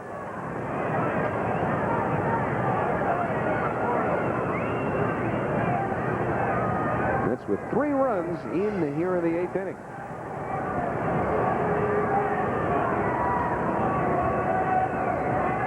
And the 1-2 pitch on the way. Held his swing at the breaking ball on the count 2-2. One thing the Mets have shown they'll do, at least so far this year, is put the ball in play. Most of these guys are contact hitters. So that's strike 3 to Ventura. And the side retired. 8 men come to the plate. 3 of them score. 2 of them on one swing of pinch hitter Matt Franco's bat. 8-2 New York. Nissan is the company. Strike with a heater, 3-1.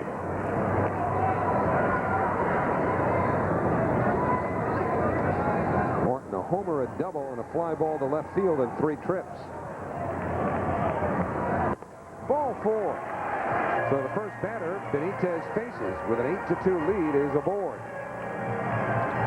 Well, when you throw as hard as Benitez, all you have to do is throw the ball over the plate when you have an 8-2 lead. You don't want to walk anybody. Bob Apodaca talking to Bobby Jones about the glove. Maybe Bobby without that goatee. Well, maybe Bob Apodaca detects something in the way Benitez is holding that glove. A strike to Warren Morris, 0-1. Well, he looks different without that goatee, doesn't he? Bobby shutting it down for a little while. There was a strain of his right shoulder, his pitching shoulder.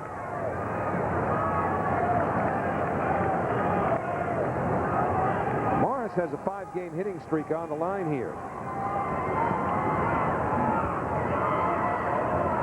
Al Martin at first. And the fastball, 2-1.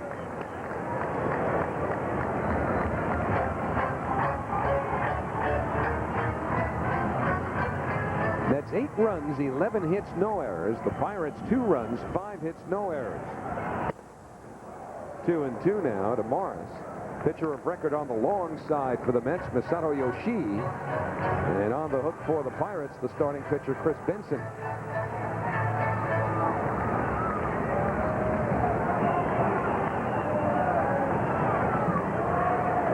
Olerud playing in front of the runner, Martin, who goes on the pitch. It's taken for strike 3. The throw to second, not in time.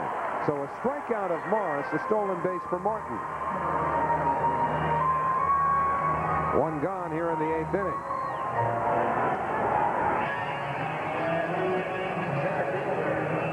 That sign right there is Piazza trying to tell Armando Benitez about the more complicated signs they're going to use with the runner on second base. Now he's going to go out and verbalize. Now, it was such a short conversation. Did he actually have to go out there to say, there's a guy on second now? He might have gone out and said, second sign. I guarantee you, he went out and said either second sign, third sign. Don't forget the signs. If you do, you're going to kill me. You want to make sure when you catch a guy who throws that hard, you're both on the same page. Brian Giles has 1 for 3 in the game and takes the fastball on the outside corner.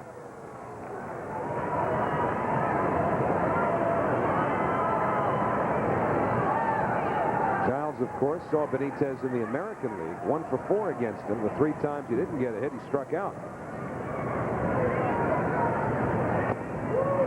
In the dirt, Piazza keeps it in front of him, 1-1.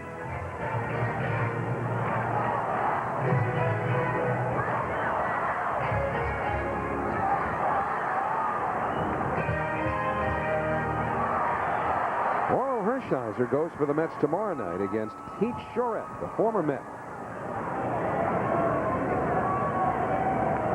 Right now, Mike Piazza, all he has to do is sit right behind the home plate. Don't move to the corners. Have Benitez throw hard over the heart of the plate. He did, and the pitch was fouled back. If they catch up to it, you tip the cap. So Benitez ahead here, a ball and 2 strikes.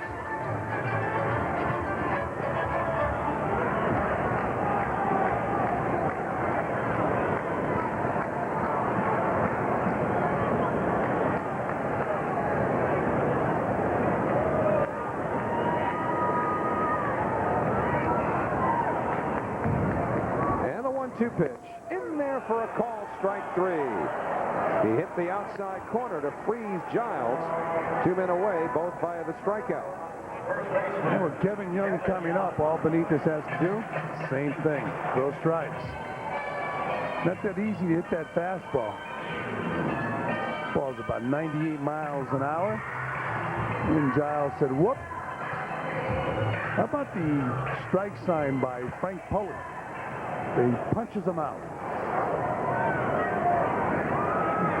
In baseball, they call it a punch-out for a long time. Frank Pulley's been punching people out. Yeah, he's been around for a long time, Frank Pulley has, as he charges the batter Kevin Young with strike 1. In fact, Frank Pulley was the umpire in the middle of one of the most controversial plays in World Series history when your old pal Reggie Jackson stuck out his hip in that game between the Yankees and the Dodgers in 1978. Reggie did it on purpose. No kidding. And he got caught. He's not that type of guy. The 0-1, swing and a miss. He went for a pitch up and in, and with that kind of heat, he had no chance on that. No balls, 2 strikes. Pitch speed, we don't have it. It was so fast, the gun couldn't record it. That's a classic. Radar couldn't detect it. Throw him a heater. And the 0-2. Bouncing ball, slowly hit. It's a fair ball. Ventura's throw pulls Olerud off the bag and winds up dribbling down the line. Around third to score is Martin. Nobody's at third. Ventura getting over there now as the ball's run back in by Alfonso. Young goes to second, and it's now an 8-3 game. You know, if Robin Ventura really wanted, he could have tagged Al Martin at third base. Al Martin was running toward third. Here's Ventura fielding the ball and throwing off balance. Throw to first base and is thrown away. Kevin Young is safe and goes to second base. And see where Martin is. Look where Martin is. You could, if Robin wanted to wait, he could have tagged the runner. Well, Martin wasn't even about to stop. You could have tagged him sliding to third base. What was Al Martin thinking about? He must have known the ball was going to be thrown away.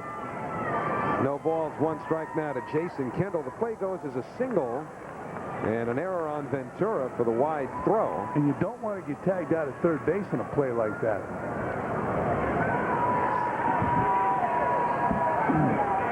And the 0-1 outside. Well, Ventura was moving in on the ball. Would he have been able to? Sure, he could stop. See, Martin, the ball's hit to Ventura. He hesitates, and then he starts. I mean, he's on his way to third base. But Ventura figured first base is the only play, and he was moving and throwing. He threw the ball away, and Martin came around to score. So the 1-1 pitch. Did he lay off? He did, and so it's 2-1 now to Jason Kendall. Kendall extended his hitting streak to 6 games with a single off Yoshi to lead off the 7th. Kendall batting .369. He came into this game 4th in the league in hitting. Young leads from 2nd.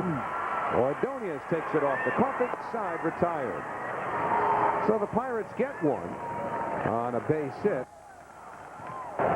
Should be an unearned run as the run comes around to score. You're looking at a brand new phenomenon, an exclusive Volvo Select pre-owned retail center. Always 75 to 100 premium Volvo Select vehicles in stock and ready for immediate delivery. That way for June, July, and August, and then they'll roll it back to 710 for the month of September. So the Pirate Parrot has not had much to cheer about tonight. Looking for something to chew on there, though, as we go to the 9th inning. Alfonso, Agbayani, and Ordonez to do the hitting. Dribble foul, 1-1. Alfonso with an 0 for 2 tonight. That batting average now dropping under 300. And John Franco starting to loosen up in the bullpen, even though it will not be a save situation. He's had 3 days off. He last pitched on Friday when he struck out the side. In his 2nd straight outing, 1 ball, 2 strikes. But he hasn't pitched since then.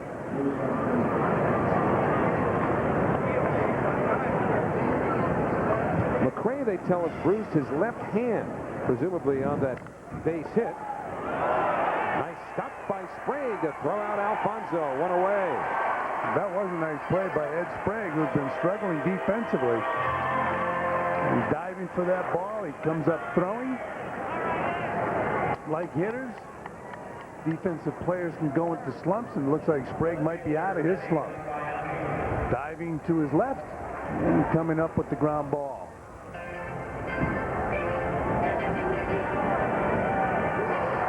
So a good play by Ed Sprague, who's had some problems defensively at third base. He's made 13 errors this year. But he's helped out with his bat, as has Agbayani, who doubled his last time up. So on that sinking line drive by Benjamin in the 7th inning, McRae apparently injuring his hand, and that's why Agbayani pinch hit for him and stayed in the game. Low. 3 balls, no strikes.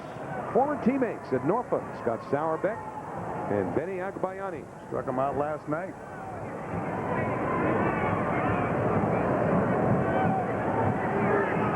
Way upstairs, ball 4.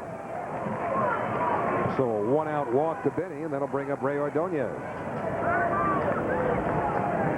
How about the score in St. Louis? The Giants and the Cardinals, 15-1. They're in the 5th inning. Yeah, Bill Miller hit a grand slam in that game for the Giants.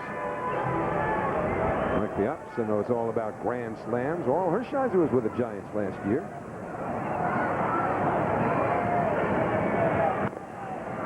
Remember, Jackie Robinson retired when he was traded from the Dodgers to the Giants. Wouldn't do it. What does that tell you about what that rivalry was all about? 1-0 to Ray Ordonez. Yet Oral Hershiser, who was a Dodger, and he bled Dodger blue, went up and played for the Giants. And Ricky Henderson, who did not start because of the wet turf, will pinch hit for Armando Benitez. Agbayani leads from first. Ordonez held his swing. It's 2-1.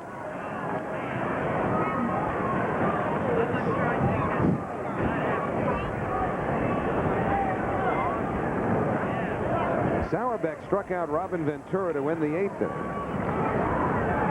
And here in the 9th with 1 out, a bouncing ball. Sprague up with it to second for 1. Morris to first, a double play. Ordonez hits into the 5-4-3, and the side retired. No runs, no hits, a walk, nobody left. Last of the 9th coming up. And the Mets have an 8-3 lead.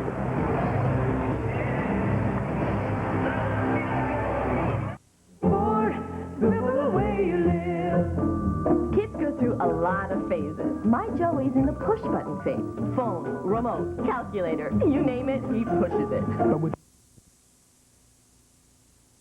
But he says nothing can simulate game action like game action. And right there, he's off the plate inside. Now here he's had 3 days between appearances, and he's 1-2 to Ed Sprague. Looks sharp so far. So we have to make 4 the cutoff point. That's all we're going after here. It's an inexact science. Throw that changeup right in. There it is, out of the strike zone. Well, last time he'd had 4 days off between appearances, and his first time back was a very shaky save. But the next time out, that was against the Milwaukee Brewers. Next time out against the Phillies, bang, bang, bang, he struck out the side, which was the very next day. Right here, a ground ball to Ventura at third. You know, lost the diamond, one away. He really is an interesting character to watch because he threw the bad changeup out of the strike zone, and of course, Ed Sprague takes it. He's a veteran. He knows, I can't be chasing that pitch. So what does John Franco do? Throws him another one, gets him to chase it, and hit a ground ball. Well, Franco is superstitious like so many others in this game or any other. And on Sunday, the Mets were in the midst of their near miraculous comeback against Curt Schilling. Jose Guillen with a grounder to the right side. Alfonso to Ordonez, they're going to get him! Put a circle around that one. And they've worked on that play. Alfonso to Ordonez, and Cookie Rojas has worked with Alfonso to flip that ball to Ordonez. In fact, the second baseman I've ever seen do it was Rojas to Freddie Patek in Kansas City. And right here, Alfonso flips to Ordonez. Ground, but this is base hit. And Alfonso says, no, you don't. And the flip. It's like a basketball game. The Knicks might break them out for next Sunday. Outstanding play by Alfonso. Ordonez coming across and throws a bullet to Olerud. And isn't this fitting? Ordonez picks up the ground ball, throws out Benjamin, so put it in the books. John Franco continues along his perfect way. 14 saves, 4. Stab of the ball for the second last out of the game, flipping to Ordonez. And the Mets with a victory. 8-3, the Mets on top of the Pirates.